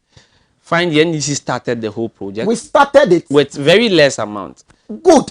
Everything starts from. Do you know the amount of money that went into? Oh yes, of course I know, but it was still under budgeted. Good, but we started something. Exactly. Why don't they continue it? Because if that thing is being established, it will gain employment for some people. Exactly. Is that not it? In Dramani Mahama style, we introduced this YES program, which was supporting youth who are ready to go into agriculture. Yes. Okay. I remember that. You remember? Yes. So if you sit here and then how you say that, employment did you create? Master, keep quiet. Let me talk. If you still don't know your facts, if you don't know the facts, Collins, if you sit here and then you ridicule the administration of John Dramani Mahama, then it means you don't even have the fact. You are just coming here. You want a question he is asking is that if perhaps the erstwhile administration had also employed more, maybe the numbers wouldn't have been that great. This time the YES program. No. I mean not just the YES. I mean Mahama had different. Mahama employment went on in Mahama's administration. Where? Here in this country. When IMF was putting a freeze on employment in this country, did you people employ in this country? You see, my brother, you don't know what I'm talking about. They were doing replacement. A lot of replacement happened. Replacement, rather, but not employment. But that was employment. Where was this thing done in this country? Tell me. Replacements were done in the country. Where was it done? In the public sector. When people left the public sector. Have you seen the conditions of the he's taking my time. No. We all saw it too. No. Wait. Now, let's get small understanding. IMF. Placed a ban on employment. There were still people who were getting employed because at where? Listen. I'm listening. I'm listening. People were due to retirement. Exactly. So by all means, there were employment going on. There was a free on employment. What are you talking about? No, wait. Listen. The fact that Collins, wait. People listen. So the people who were going on retirement. What will happen? Once, for instance, a CEO is retired. What will be replaced? Definitely someone else. The conditions is. My brother, you don't know what I'm talking about. The conditions were that don't employ new people. Listen, don't let us deceive the public. Oh, who is deceiving the public? I am telling my brother he's deceiving. No, they were replacing. No, listen. The condition from IMF is that there shouldn't be replacement. If you want us to give you the money, there should be an embargo on public sector. Please, you don't know what I'm talking about. I don't know. Then my brother. Then in that case, why are you giving him my time? Please. No. In that case, why are you giving him my time? Collins, I'll give it to you. Don't worry. Collins, what he's saying is true. Listen, you all did critical thinking in school. If what he's saying is true, replacement. Why didn't they replace the nurses, the 45,000 nurses? Because nurses were going. No. What are you talking about? That is not a good analogy. No, that is not a good analogy. Because nurses went on retirement. Are you telling me nurses didn't go on retirement? Collins, I'm coming. Collins, Are you telling me this is the good retirement? Collins, wait. Yes. I mean, it's a discourse we are having. Yes, and I ask a simple question. My simple question is that you are talking now, about. You have about 50,000 nurses sitting home. If you are replacing, you don't tell us that in 4 years 50,000 nurses went home or retired. Exactly. And he is telling us they gave employment. How many employment did they give? That no, if you're asking how many, that's a legitimate question. But don't say it didn't happen. There was nothing like Okay, so that is to your understanding. There was nothing like employment in this country. Thank you. Because we came and saw the deficit. Thank you. Okay, thank you very much. Dela, continue. Thank you. That's his understanding. Dela, go ahead. So as I was saying, good. The NDC government did everything possible to employ people. It was just that we couldn't, employ everybody. And obviously you can't employ everybody. You get it. But the NDC government did some employment to some people. Like this initiative I was mentioning. It was creating unemployment for people. Like the horseman shoes that I mentioned. The private sector. Yes. And he even mentioned that the private sector is the bigger sector that can employ the masses. Yeah. So as for government will just employ a fracture of the people. But the private sector is the one that accommodates most of the people. We started, they came into power, they collapsed banks. They collapsed it, and all those people went to sit home. Is that not adding to the problem? Instead of fixing the problem, you see, there's a way of fixing it. But you decided to sack them and then rename the bank into a different name. All those people were sacked. Were you not adding to the problem? You were adding to the problem. Instead of coming to fix it, you rather came to add to the problem. Can you end in 1 minute so that I give him 1 minute so that we wrap up? Our time is up. How do you call it? On the same employment, I would say that the NDC government did a very good job. We did a very, very good job. You see this today, how do you call it? What's the name? This one. The planting for food and job. You know that initiative was an NDC initiative. Maybe you said it doesn't. There was another one. The Maple. It was a MAPEL program. Yes. They just changed the name because this government is into renaming and stuff like that. That is all what they need to do. They know doing. But that program was an NDC program which was even sponsored by the Canadian government. We all know it's on record. It's on fact. Okay. They just came and changed. So the NDC was a government that was keen to the employment of the youth. Okay. And we did our possible best to do that. Okay. It is them who are not doing anything, and today Thank you very much. You see problems all over. You have just a minute. Just a minute. I'm giving you figures and evidence. Just a minute. I'm coming. I will not sit here and say we created employment. We created employment. We created employment. No. Listen. Under the watch of Nana Addo Dankwa Akufo-Addo, as we speak today, over 2 million people have been given employment in this country. Yes, and I can give you the statistics. Okay. Listen, when we came, right, the 100,000. You just have 1 minute to do. Don't worry, the 100,000 unemployment graduate association. Do you hear of them again? It means 100,000 people have. That was the NPP government. Please. No. Allow him. He just has 1 minute. He just has 1 minute. He asked a question about the NAPCO. We know. Speak with you now. 39. How do you call it? The 39,000 out of 100,000 have gotten employment in this country. You don't know. Go and check it. That's why I ask you. Check it. You have the phone. Check it and let's see. Please. You don't know. Check it and let's see. You have 10 seconds. You have 10 seconds. You have 10 seconds. No, why is internet is going into my time? No. That's I gave you 1 minute. Yes. No, listen. Aside that, you see the community police. Over 15,000 and Akufo-Addo has engaged them. Planting for food and job alone has engaged over 800,000 youth in this country. That is the more reason why cocoa today has increased up to 1 million metric ton in this country. Do you know number of university graduates that has been engaged at the agri sector? And we have a lot of them. I'm coming, please. You don't know what you're talking about. A lot of them are doing Uber today. You don't know what you're talking about. A lot of them are doing Uber today. What you are saying is not true. It's for this country in terms of employment. But Nana Addo Dankwa Akufo-Addo compared to John Dramani Mahama did nothing. We were far better than has done fantastic. The NDC government was far better. The more reason why the good people of this country voted John Dramani Mahama out with a deficit vote of 1 million Ghana cedis. If you have done something better for this, would they vote them out? So I don't know 1 million Ghana cedis. There's 1 million votes. All right, thank you. 1 million votes and you couldn't retain it in 2020. Thank you. You are beating you 500,000 votes. You didn't do well. It's okay. You didn't do well at all. Thank you. All right. Isaac, you can kindly take us off. Thank you very much. And thank you, gentlemen, for coming. It's okay. Our time is up.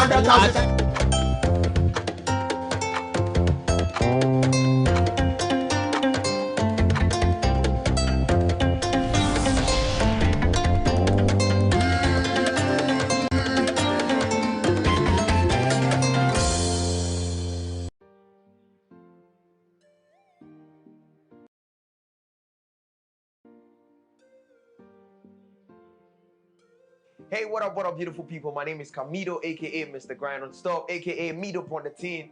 And as you guys already know, I always partner with Sonotech Diagnostic Center to bring you guys a free screening every October, free breast screening. And this year we go again live from the 1st of October to the 31st of October. We're going to be giving you guys free breast screening, so we can prevent breast cancer in our people. Now listen, this is the best part. If need be that you undergo mammogram, we're going to give you 20% discount off the original price. And if need be that you undergo an ultrasound, we're giving you 50% off the original price. And you will not find this anywhere. So make sure from the 1st of October to the 31st of October, you make your way to all our centers in Tema, Osu, and West Hills Mall, Sonotech Diagnostic Center, and come get your breast screened. We don't want to see no breast cancer in our people. You already know. Peace and love. Mido say so. Boomba.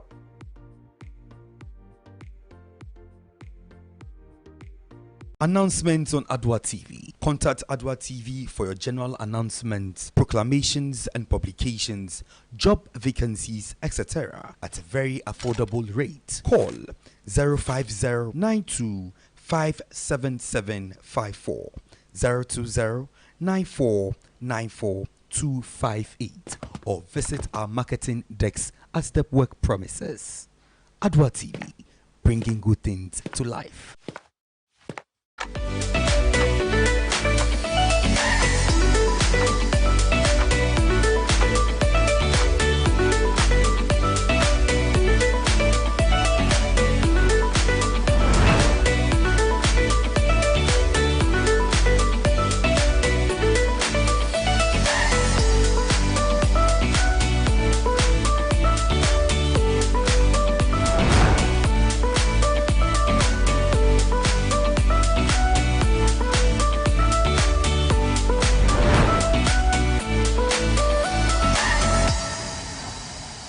CB will make up now.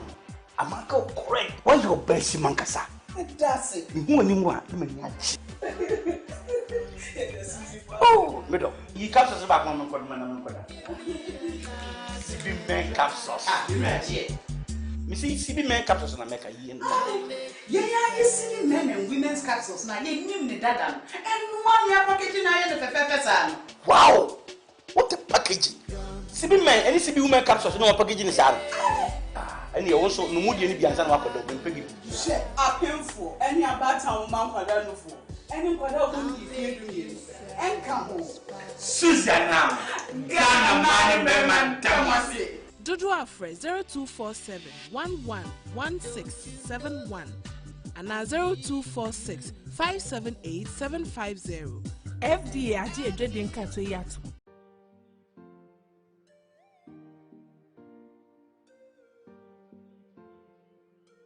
Hello, my name is Nane Ikekufu of Cling Event Ghana.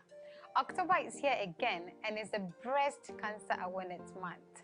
Guess what? Cling is excited to partner with Sonotech this year to offer free breast screening during the month of October, from 1st October to the 31st of October. Yes, free breast screening. Did you know in 2020, there were 2.3 million women diagnosed with breast cancer, and out of that, 685,000 died? Breast cancer treatment can be highly effective, especially when detected early. So, you must go and check. I will be there, and so should you. Sonotech, your total healthcare partner for life.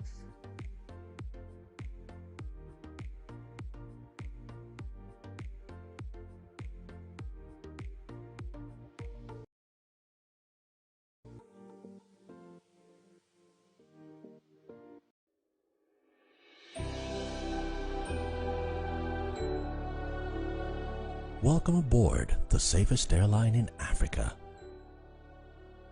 With industry-leading safety measures to protect your well-being. The first in Africa to earn a diamond standard of safety. Offering a more contactless, safe, and seamless experience. Delivered with a smile by Africa's first fully vaccinated crew. Creating special memories that bring the joy back to flying, so you can continue making memories with your loved ones. Book your flight with Rwandair today.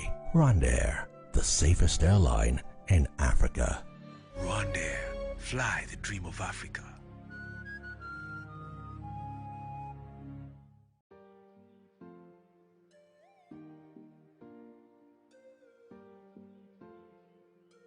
Breast cancer is very scary and all, but for some reason, a lot of women think that it could never happen to them. October is here again. It's Breast Cancer Awareness Month. We've come to know that breast cancer is the one cancer that's killing more women than any other cancer in women. This means that all of us need to be concerned and all of us need to take the requisite steps to ensure that we get screened, know whether or not we have anything to be concerned about, and most importantly, know that there is a cure. Breast cancer can be treated and is best when it's detected early. So take advantage of this Breast Cancer Awareness Month and go and get screened. There's free screening available. If you go to Sonotech in Accra, at their branches at the West Hills Mall in Tema or Osu, you can get your screening done for absolutely no fee at all. Also, if you'd like to do a mammogram or an ultrasound, you get it as a good discount during the month of October. It's time for all of us to get tested. Let us get screened. Let us know whether or not we have anything to be concerned about.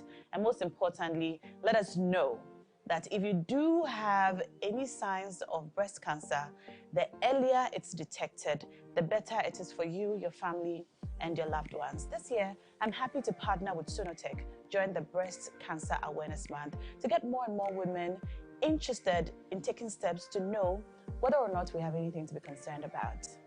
Stay safe and get screened. My name is Na Shoko. I'm a broadcaster.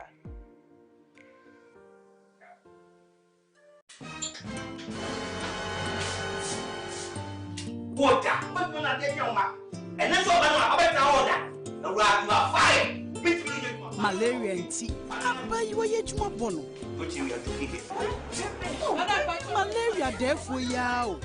Enti awo ahire ne customers na. Wahu ne se mami aye smart. Ape sibi malakio. Amma ne ba ya odi ko school. She se aduane si berry market chi ani malaria nti a ontimi ni. Onia ent na ho ema we mu biara to wo.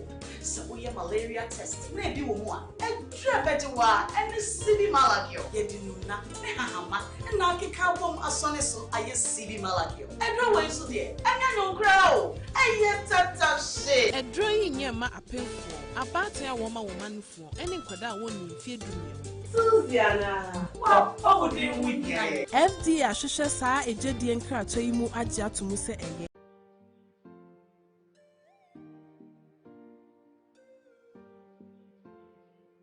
You beat cancer by how you live, why you live, and the manner in which you live.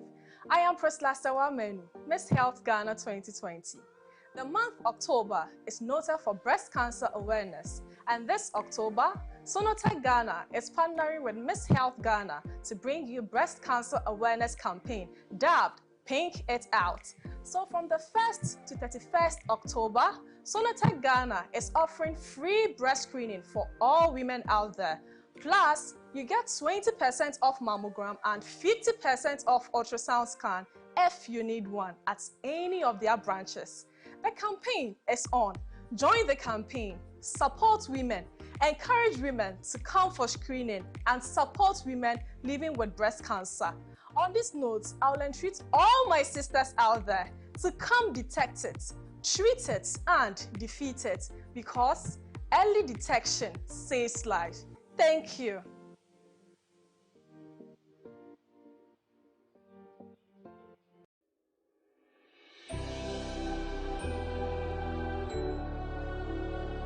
Welcome aboard the safest airline in Africa. With industry-leading safety measures to protect your well-being. The first in Africa to earn a diamond standard of safety. Offering a more contactless, safe, and seamless experience. Delivered with a smile by Africa's first fully vaccinated crew. creating special memories that bring the joy back to flying so you can continue making memories with your loved ones. Book your flight with Rwandair today. Rwandair, the safest airline in Africa. Rwandair, fly the dream of Africa.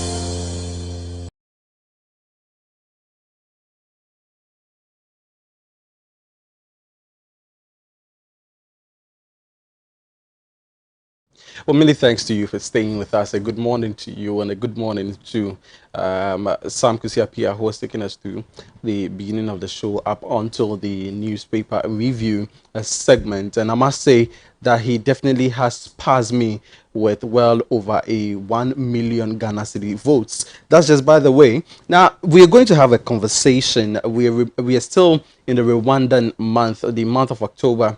We solely dedicated to the country Rwanda.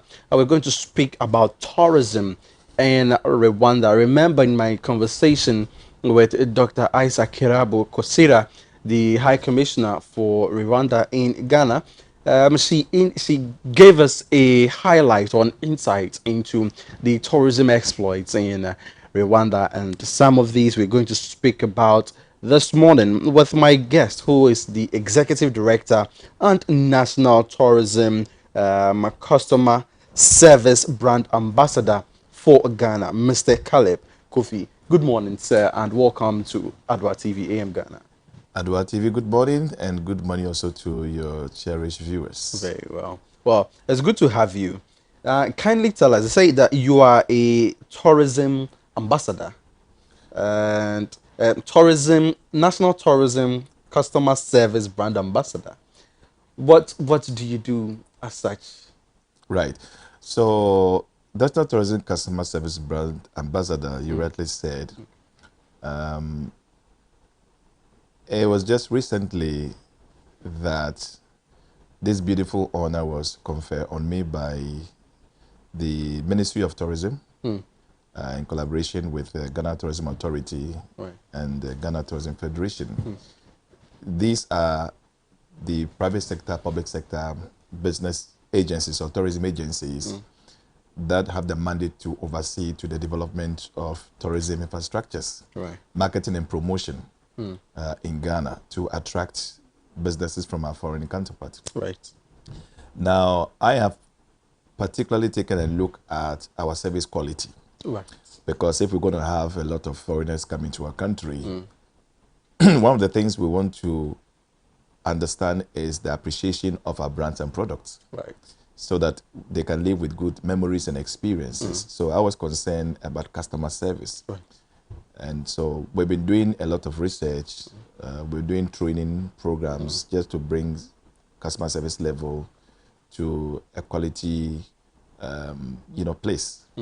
Our attitudes. Sometimes when we provide customer service, it looks as if we are rather doing the customer a favor when it should be the other way around. Right. So there are a lot of mindset gaps, training gaps, recruitment gaps, and knowledge gaps, product knowledge gaps. So all of these areas were a reason for us to come together to begin an advocacy of change through strategic trainings. And for the beautiful work we have done within the tourism sector, industry thought it wise and best to confer on my person the tourism customer service brand ambassador, meaning that I'm now responsible to make sure that I am monitoring all customer service levels, i.e. hotels, restaurants, the banks, financial sector, everywhere there is business interaction. I need to make sure that we are raising the right advocacy so that guests can come in and have wonderful experiences. How are you doing this? Do you have a team? Do you have an office? Yes. Do you have a secretariat? Yes, we have a secretariat, we have an office, we have a team, and we work also with different stakeholders. Right. As I mentioned, Ministry of Tourism, Ghana Tourism Authority, the Federation as well. We work with Car Rental Association of Ghana, Hotels Association, Chef Association, all the different trade associations that makes up members of the Federation. We work with all of them, and specifically in the area of training development. So recently we had a summit. It was a customer service summit.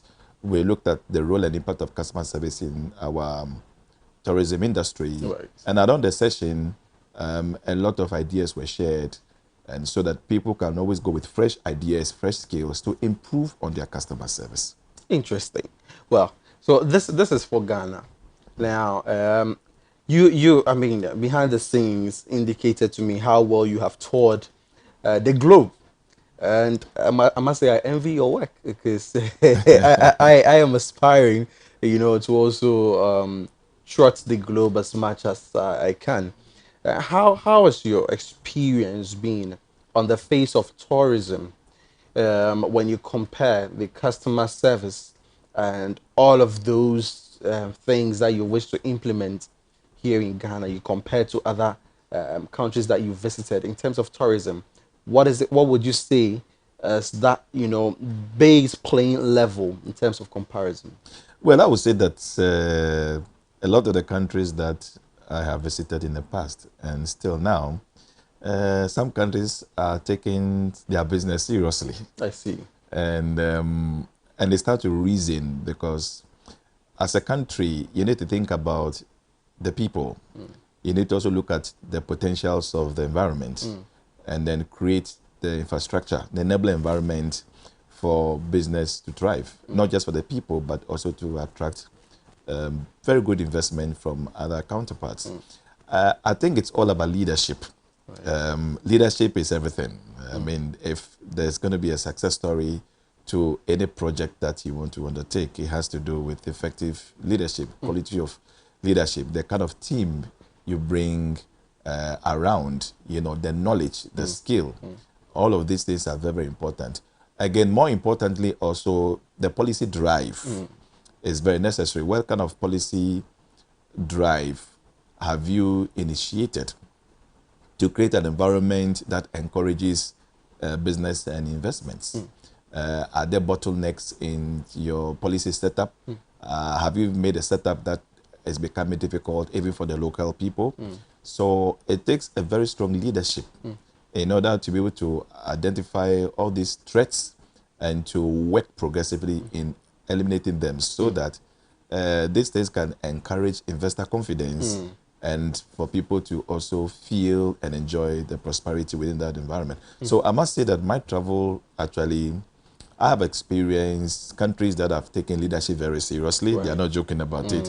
And you can see as it translates into, you know, amazing things that they have done, both in the ICT level, tourism level, standard of living. And it's all about good policies and programs that have encouraged. For instance, look at Dubai. Are you saying that we don't have wonderful places here in Ghana that people can be encouraged to travel to? Go to the north. You know, we have beautiful places. I can talk about the crocodile Paga, where you experience crocodile, elephants, you know, but then you come to central region, you see wonderful Cape Coast casted landscape. So we have beautiful products that we can also leverage on. But of it or not, you still have a lot of Ghanaians wanting to go to Dubai. So what is in Dubai? Well, it's because of leadership, as I was talking about. Maybe what is not here. What is not here. No, what do they have? They only have deserts. I mean, they have deserts. Dubai is a desert country, largely. But you see, leadership and vision have transformed their product, which is the desert I just mentioned, into something more fanciful, and have also created other additions, you know, and created the market. So now it's attracting all manner of persons, individuals, business all over the world. Yeah. Now it is the hope. So it's a leadership. Check your record 50 years back. Look at the story of Dubai. Certainly. And 50 years on. Certainly. The difference is leadership. Exactly. Well, now let's move away from Dubai. I mean, we're in the Rwandan month. Maybe when we get to the Dubai month, we would throw more focus on Dubai. You have just, I mean, you just came in from Kigali, and you've explored some tourism aspects over there. First off, what is the tourism hub or the tourism experience in Rwanda like? You have been there, you can tell us. It's exciting anytime I'm given the opportunity to talk about Rwanda because it's a beautiful place. It's referred as the land of 1,000 hills. Exactly. But I want to change that narrative. I want to say it's a land of 1,000,000 hills. Right. Rwanda is a landlocked country. So all around is bounded by hills and valleys and mountains all around. And so they are locked in it. And I must say that the natural attraction of those hills, complemented with flora, fauna, you know, the forest areas, reserves, the conservation is beautiful. And I must also add that when it comes to hospitality as well, there are emerging hotels infrastructures, hospitality infrastructures. They even have one of the finest convention center, which is a center for all manner of trade and investment programs all over Africa. And that is also one of the icon that attracts a lot of business and investment. And the people also are wonderful, very hospitable, I must say. I must say largely, when it comes to the generality of tourism products in Rwanda, they have it. They have it. Talk about their roads. It takes you and I probably, if you want to travel to the eastern region, say Ebri, how long does it take you to travel by road? By road to Ebri? When you get to Ayimensa, which is the starting point, the end of the flat road. Yes. It takes you pretty about maybe 15 minutes, 20 minutes, thereabout to get to Ebri. Yeah. Now, in Rwanda, the starting point of the hill starts in the center of Kigali. Yes. And you can be climbing and winding for nearly 3 hours or 4 hours or 5 hours or even 6 hours. Interesting. Interesting. So imagine. A sight to behold. I mean, so as we are looking at the elevations from all sides, you can tell the beauty, the array of the hills, you know, the rivers, the lakes. You see monkeys crossing the road, other primates and animals. It's just, as you travel along, it's just all about trails with unique experiences all through the country. You know, yeah, very interesting. Very interesting. Now, I am speaking to the High Commissioner. She also indicated that tourism is the highest earner for Rwanda. Do you think, I mean, these, you want to call it 1,000,000 hills, the land of 1,000,000 hills. Yes. These hills, and she also spoke about the fauna, the monkeys, the baboons, that they even have a naming ceremony for. Would you say that Rwanda, I mean, looking at where it has come from, is also one of those nations, as you mentioned Dubai? Can we compare the nature of tourism in Rwanda? I'm talking about the policies, but not the sites. The policies put in there. That is something they have taken seriously over the time. Are there serious national policies dedicated solely to tourism in Rwanda? Yes, I must say Rwanda has one of the best business policies and programs favorable for investments into the tourism sector. I must be honest with you, I have crisscrossed the length and breadth of Rwanda. And everywhere I go, I see it. There are new structures coming up, you know, structures that are meant to actually create more guest experience. So again, talking about hotel infrastructures, talking about apartments, you are talking about restaurants, you are talking about attraction sites, different infrastructures that encourages people to just have a thrill of excitement. For instance, going towards the eastern side, there is Congo. There's a lake or a river dividing Rwanda and Congo, and that is the Lake Kivu. Right. Lake Kivu has a lot of islands.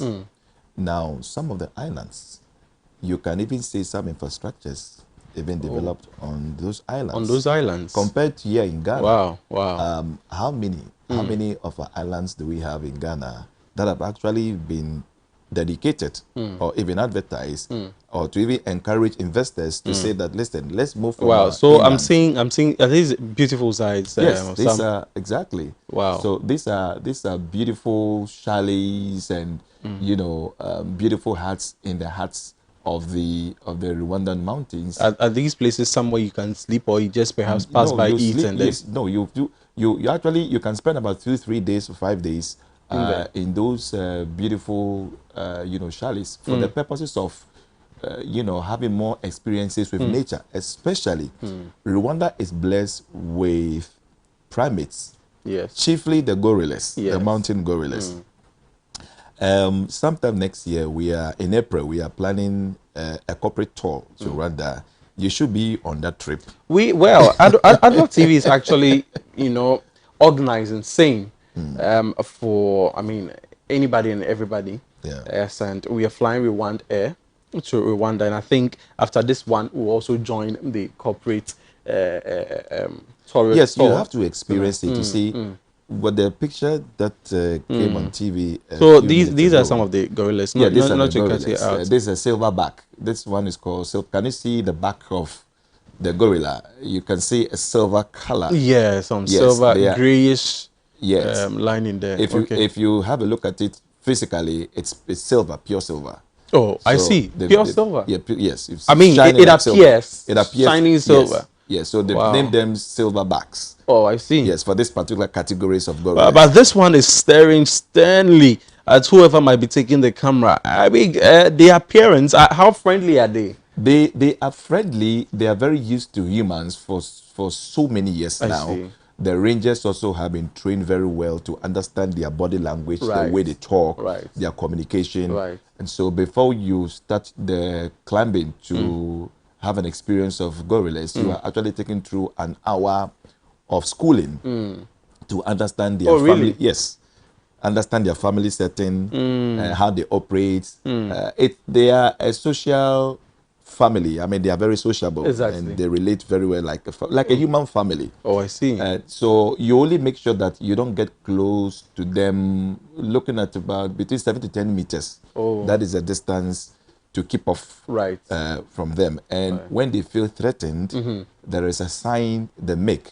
We are taught all those signs to understand. So you how know they when feel, to stay when further meters back. Exactly. Exactly. And but apart from that, I remember my personal experience when you know the uniqueness of it. You have to hike up to about 3,000 feet into the mountain. Wow. In order to see them.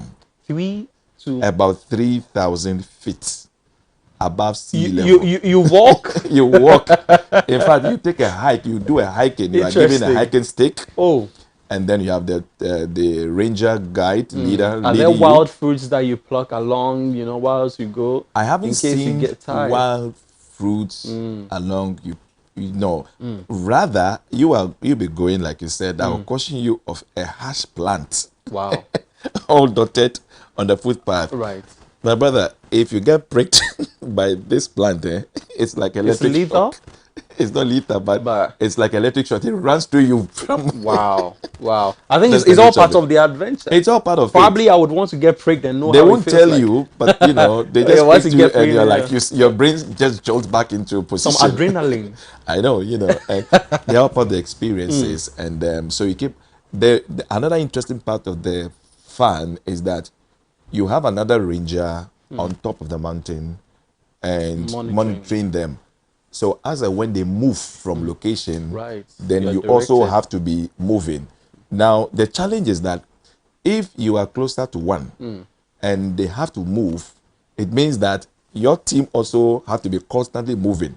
So you can climb up to about an hour to see them directly, or you can be climbing for nearly 3 hours. Interesting. Yes, because they are moving. Displacement And you of cannot their restrict positions. them as Exactly, well, so that they don't feel threatened. Yes, you don't feel threatened, yes. So they all add part of the experience. And I must say that those experiences are the selling points and the highlights for the tourism brand that the Rwandans have. And you know, human by nature, we like to explore. Yes. We like to experience nature and those. So lovers of nature, lovers of primates, especially those coming from the European community, they make up a lot of, you know, the expedition, to go there to experience them and do all the beautiful hikings. So the gorilla is one of their selling points when it comes to tourism product. But apart from that as well, they also have beautiful lakes and rivers. And if you look at the building infrastructures built around the lakes, you know, and the river body, it's you very were talking beautiful. about the islands. There is a place that I went to, I believe it's Rubavu, in the district of Rubavu. Now, when you wake up in the morning and you are open into an outside corridor, and you know what you see? You see Congo. Interesting. Yes, you see Congo right, you know, in front of you at a distance. The buildings, the light and everything. And it's so beautiful to wake up only to know that you're on the Rwanda side at the same time. You're having a glimpse of a clear, glaring view of another country. And it's so beautiful. Water is serene and a lot of birds as well. It was the only country I went to and I saw swimming cows. Oh, cows that swim? Yes, cows that swim. Wow. Yes, cows that swim. We went to a particular island. It took us about an hour to get to that spot of island, and we saw a lot of cow droppings. And we're told that cows swim inland. Imagine doing a boat of an hour, you know, to get to the island, and then having cows swimming for more than an hour to get to that particular island, just because of wonderful food vegetation that is there for them to feed on. So again, a lot of excitement to see. I don't know if you've seen a swimming cow. I've not seen the cows in Ghana. I don't know. They don't even like walking. One person even they don't even like into it and it gets drowned. I think that's also one of those selling points. But in all of these, what level of opportunity does this provide, not for Rwanda alone, but for a neighboring country like Congo, for Africa and itself? What opportunities can we say that, you know, we are bound to elucidate from the Rwandan tourism field, all the lushness, the animals and all that? What are some of the opportunities? I'm very happy that you have brought this topic. And I would encourage that this media collaboration should continue, because until I started going to Rwanda for my research, I've also noticed that very little Ghanaians know about Rwanda. Certainly. Yes, most people, or a few people know Rwanda, maybe because of the president, Paul Kagame, very vociferous on the African platform. And then probably what they went through during genocide in 1994. Exactly. Especially for some of us who grew around that. I think that is history. what made, you know, waves about Rwanda. Yes, that was what big with Rwanda. But certainly, but it got drowned after that. Exactly. Then all of a sudden, in the last 5 years, things Rwanda started springing up. Yes, you see, it's very important for us to begin to appreciate what we have. And what Rwandans also have, which is why I believe that much as we are also trying to sell Ghana, we also have to sell Rwanda to Ghanaian people. It's very important. Knowledge does not reside in the minds of one person. How do we become successful as a continent? It is only by having exchange programs, exchange ideas, collaborations, strategic partnerships. Now, Rwanda may not be blessed with forts and castles. We are blessed with forts and castles. but they are blessed with some amazing natural, attractions, which is one of the things I mentioned. Certainly, Gorilla, we for don't have instance. gorillas here No, in we Ghana. don't. We have monkeys. But you'll be surprised when you go to Rwanda, you will see different primates of Different monkeys species. and chimpanzees. And you ask yourself, oh, well, I used to think that Ghana has, all these categories of primates, but they have abundance. And you get to appreciate the quality and the gift of God. It is there in abundance. You asked the question about Congo. What are they leveraging on? Congo and Rwanda share similarities. So it is easier for them to have that tourism, business, and investment collaboration every time, because there's gorillas also in Congo. They also have beautiful water lakes. I told you Kivu divides Rwanda and Congo on the eastern side.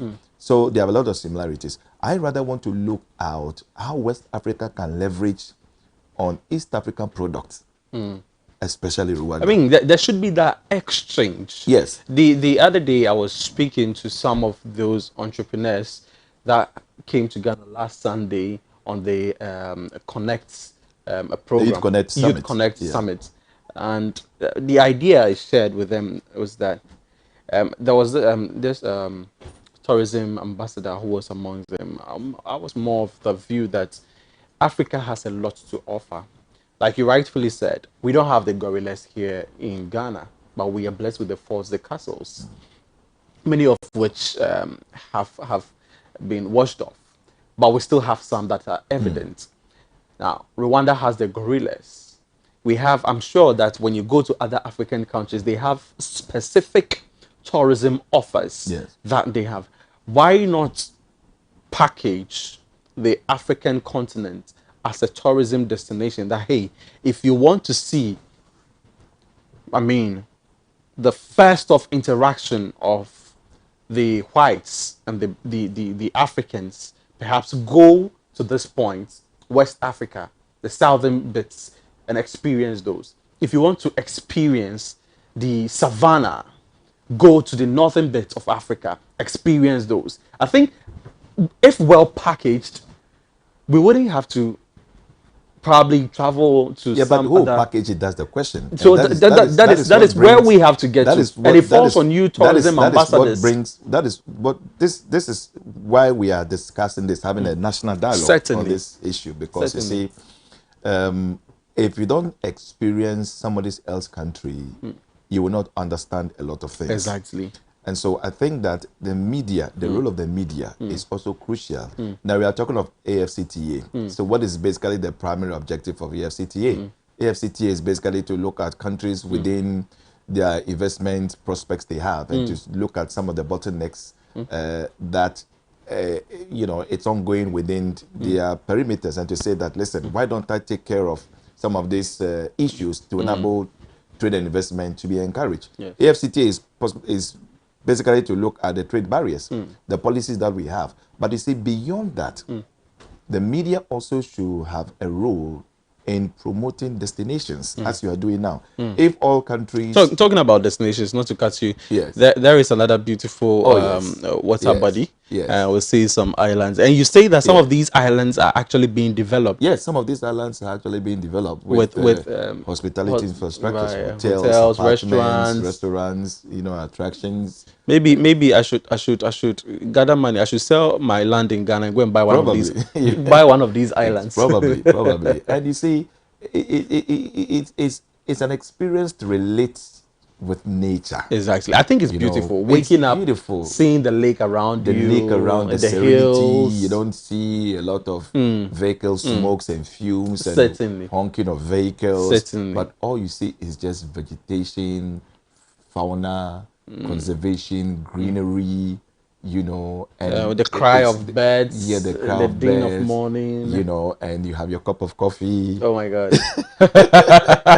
Now you are creating pictures. I have to create pictures in my mind. I have to create pictures in my mind, and you just forget about the world for a while, and you just enjoy God and enjoy nature, enjoy the birds. They have a very peaceful environment for meditation. You see this island. I was there. You were there. What kind of birds are these? So these are a species of birds that are always around. There's a kind of plants. Okay. And those plants can only, in terms of food, yes, they are on some of the islands. Okay. They are not inlands. Inland. So they have to be always be around to feed on these unique plants. You know, and some of them also have, you know, these little fishes. Yes. You know, that they like to dip in. Yes. And just imagine as you are, you know, in the boat and just going around these beautiful animals, and they are also not harmful. They even try as much as possible to come close around you, take photographs. You know, the feeling of nature is just unique. Something that will be with you for a long time to come, and it's beautiful. There was another thing. Okay, so I was here as well. Oh, they have the canopy walkway yes. in the hills. Yes, that's about so it wouldn't meters. be boring at all. No. 70 meters above the ground, and it's, you know, we have our Kakum. Certainly. So I was coming to that. Now let's jump into, you know, lessons that you as an ambassador, that's you are into a customer service brand ambassador. Yes. Now, look at some of these things that, you know, customers would experience in Rwanda and come to our own country, Ghana. Yeah. It wouldn't be fair to say we don't have hills or whatsoever. We do have them. We do have a few of them. In fact, we have the highest peak, Afajato. Yes. In West Africa, if I'm not mistaken. And you compare what Rwanda has done or has made out of its hills and what we are making out of ours. If for nothing at all, most of these hills are blessed with waterfalls in Ghana. Yes. However, talking about waterfall, I'll let you continue. Rwanda have a unique waterfall. Let me share a small experience about this waterfall. Kindly do. The name of that waterfall, it's, you know, their language, in the Mbere or something, but I'll get it later. Right. Now, when we park our vehicle, we had to walk through a tea field for about half an hour. Tea field? Yes, a tea plantation field. Wow. For about half an hour. For that reason, I'm certainly going to Rwanda. Everybody knows that I'm a lover of tea. I know. So about half an hour, then it opens into the National Conservation Forest. Interesting. Where you commence your journey to be taken around different primates. So you see Columbus monkeys, color monkeys, blue monkeys. You see different species of monkeys. Interesting. The way they are in the trees, their unique nature, those things. Now, that's not the highlight. When you are done touring these beautiful animals, the now color monkeys and all that, that's not the highlight. It's not even the highlight. There's more. There is more. Let's go. Now, check this. So, you would have to take another probably 45 minutes walk, but descending for nearly about nearly 1,500. Wow. Descent. And that is where they have beautiful hidden waterfall. Interesting. But the experience here is descending 1,500 below sea level. Below sea level. Below sea level, in order to appreciate and experience this particular waterfall. Wow. I will tell you another challenge. So the challenge is not descending.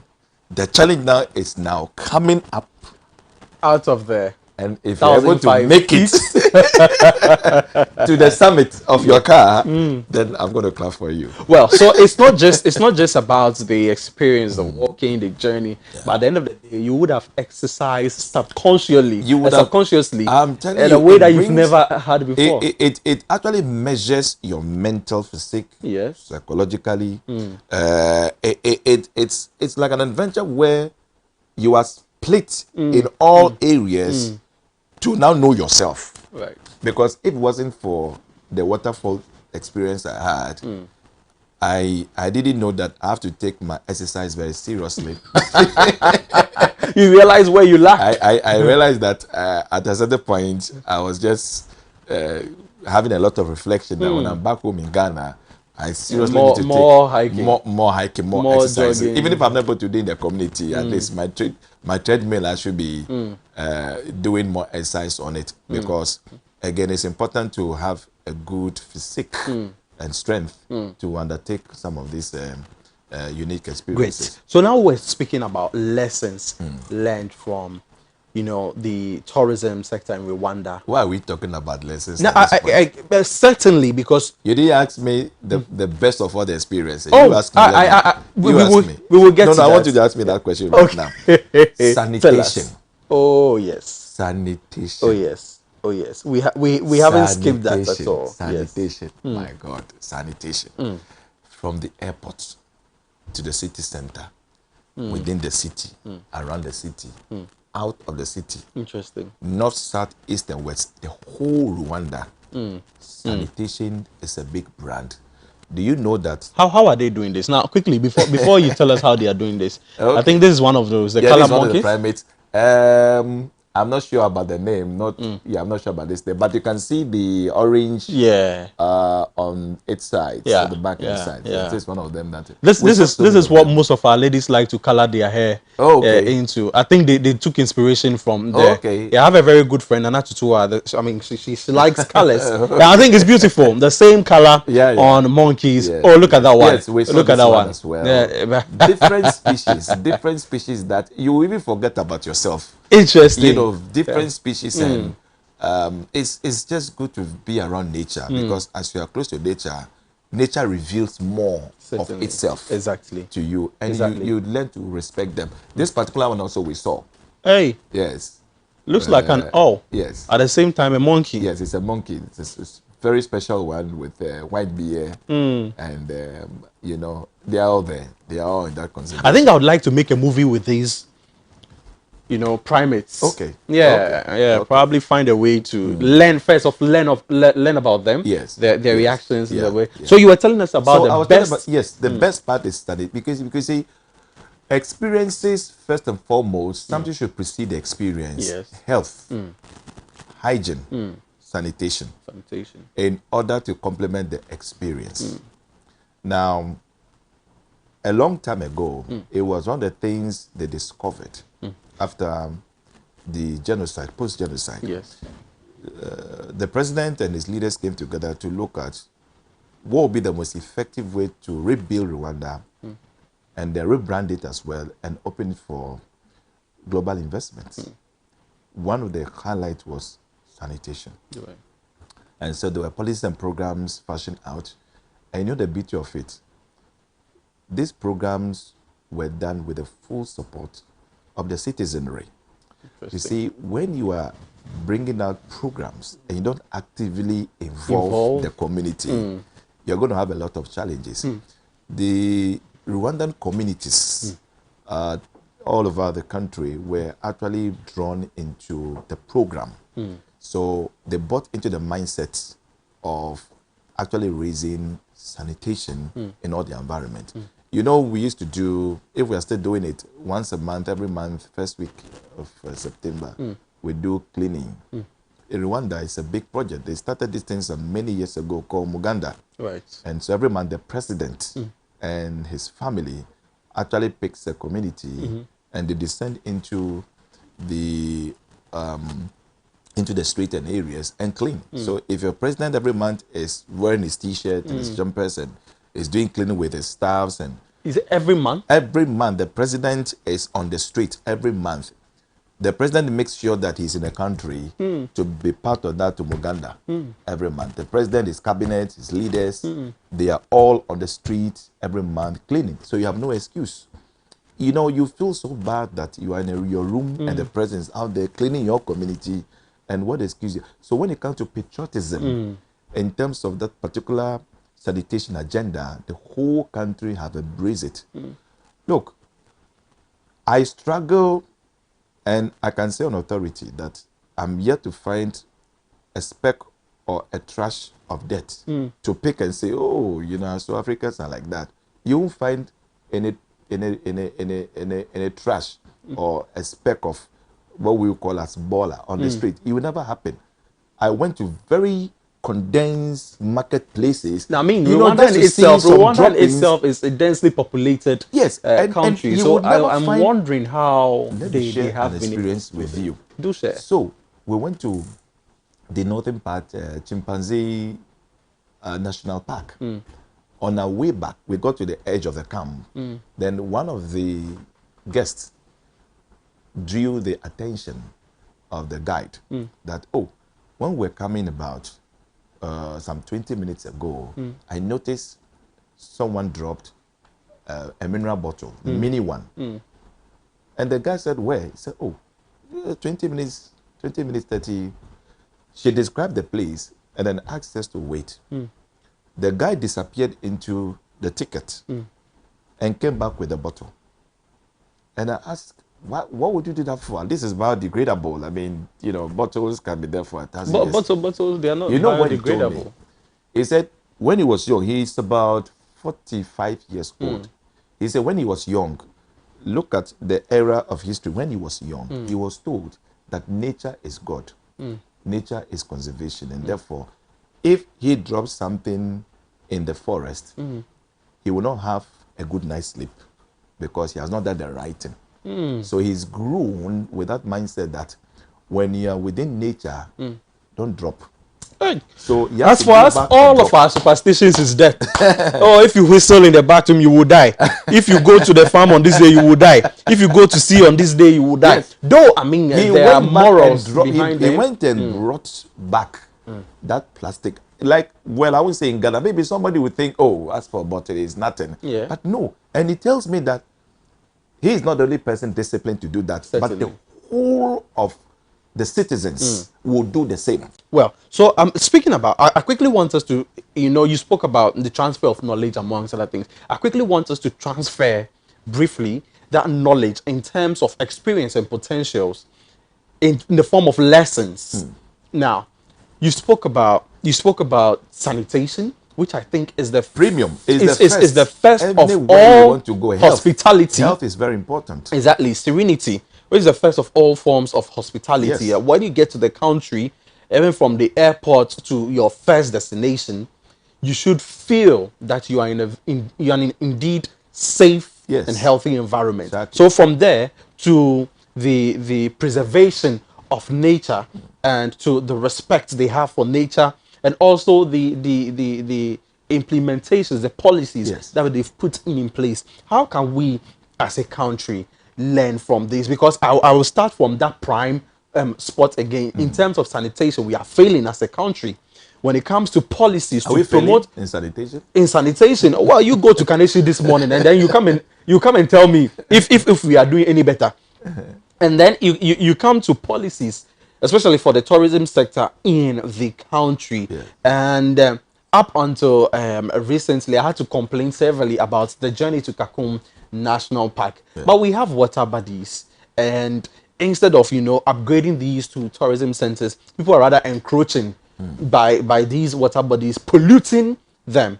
And it also boils down to sanitation as well as policies. You go to these tourism centers and they tell you that we don't have this, we don't have that because we lack, because the national cake is not distributed evenly and we are not paid attention to. These are the complaints that we usually get from our tourism sector. What can we learn from the knowledge, from the experience in Rwanda? I think community ownership is key. Mm. In Rwanda, there is a strong sense of community ownership over their tourism products and brand they have. And briefly, before you continue, that's so to our viewers who are watching, this is one of those national cleanups in Rwanda. We understand that the president would every month choose with the family. With the family, choose a particular area to join in this communal exercise, and look at how everybody and almost all hands are on deck. This is what we as a country also tried to do, but what we have now, I cannot describe. Killer, please take us through. Yes, so again, community ownership is very important. And within the community in Rwanda, there's a strong collaboration with the local assembly. Yes.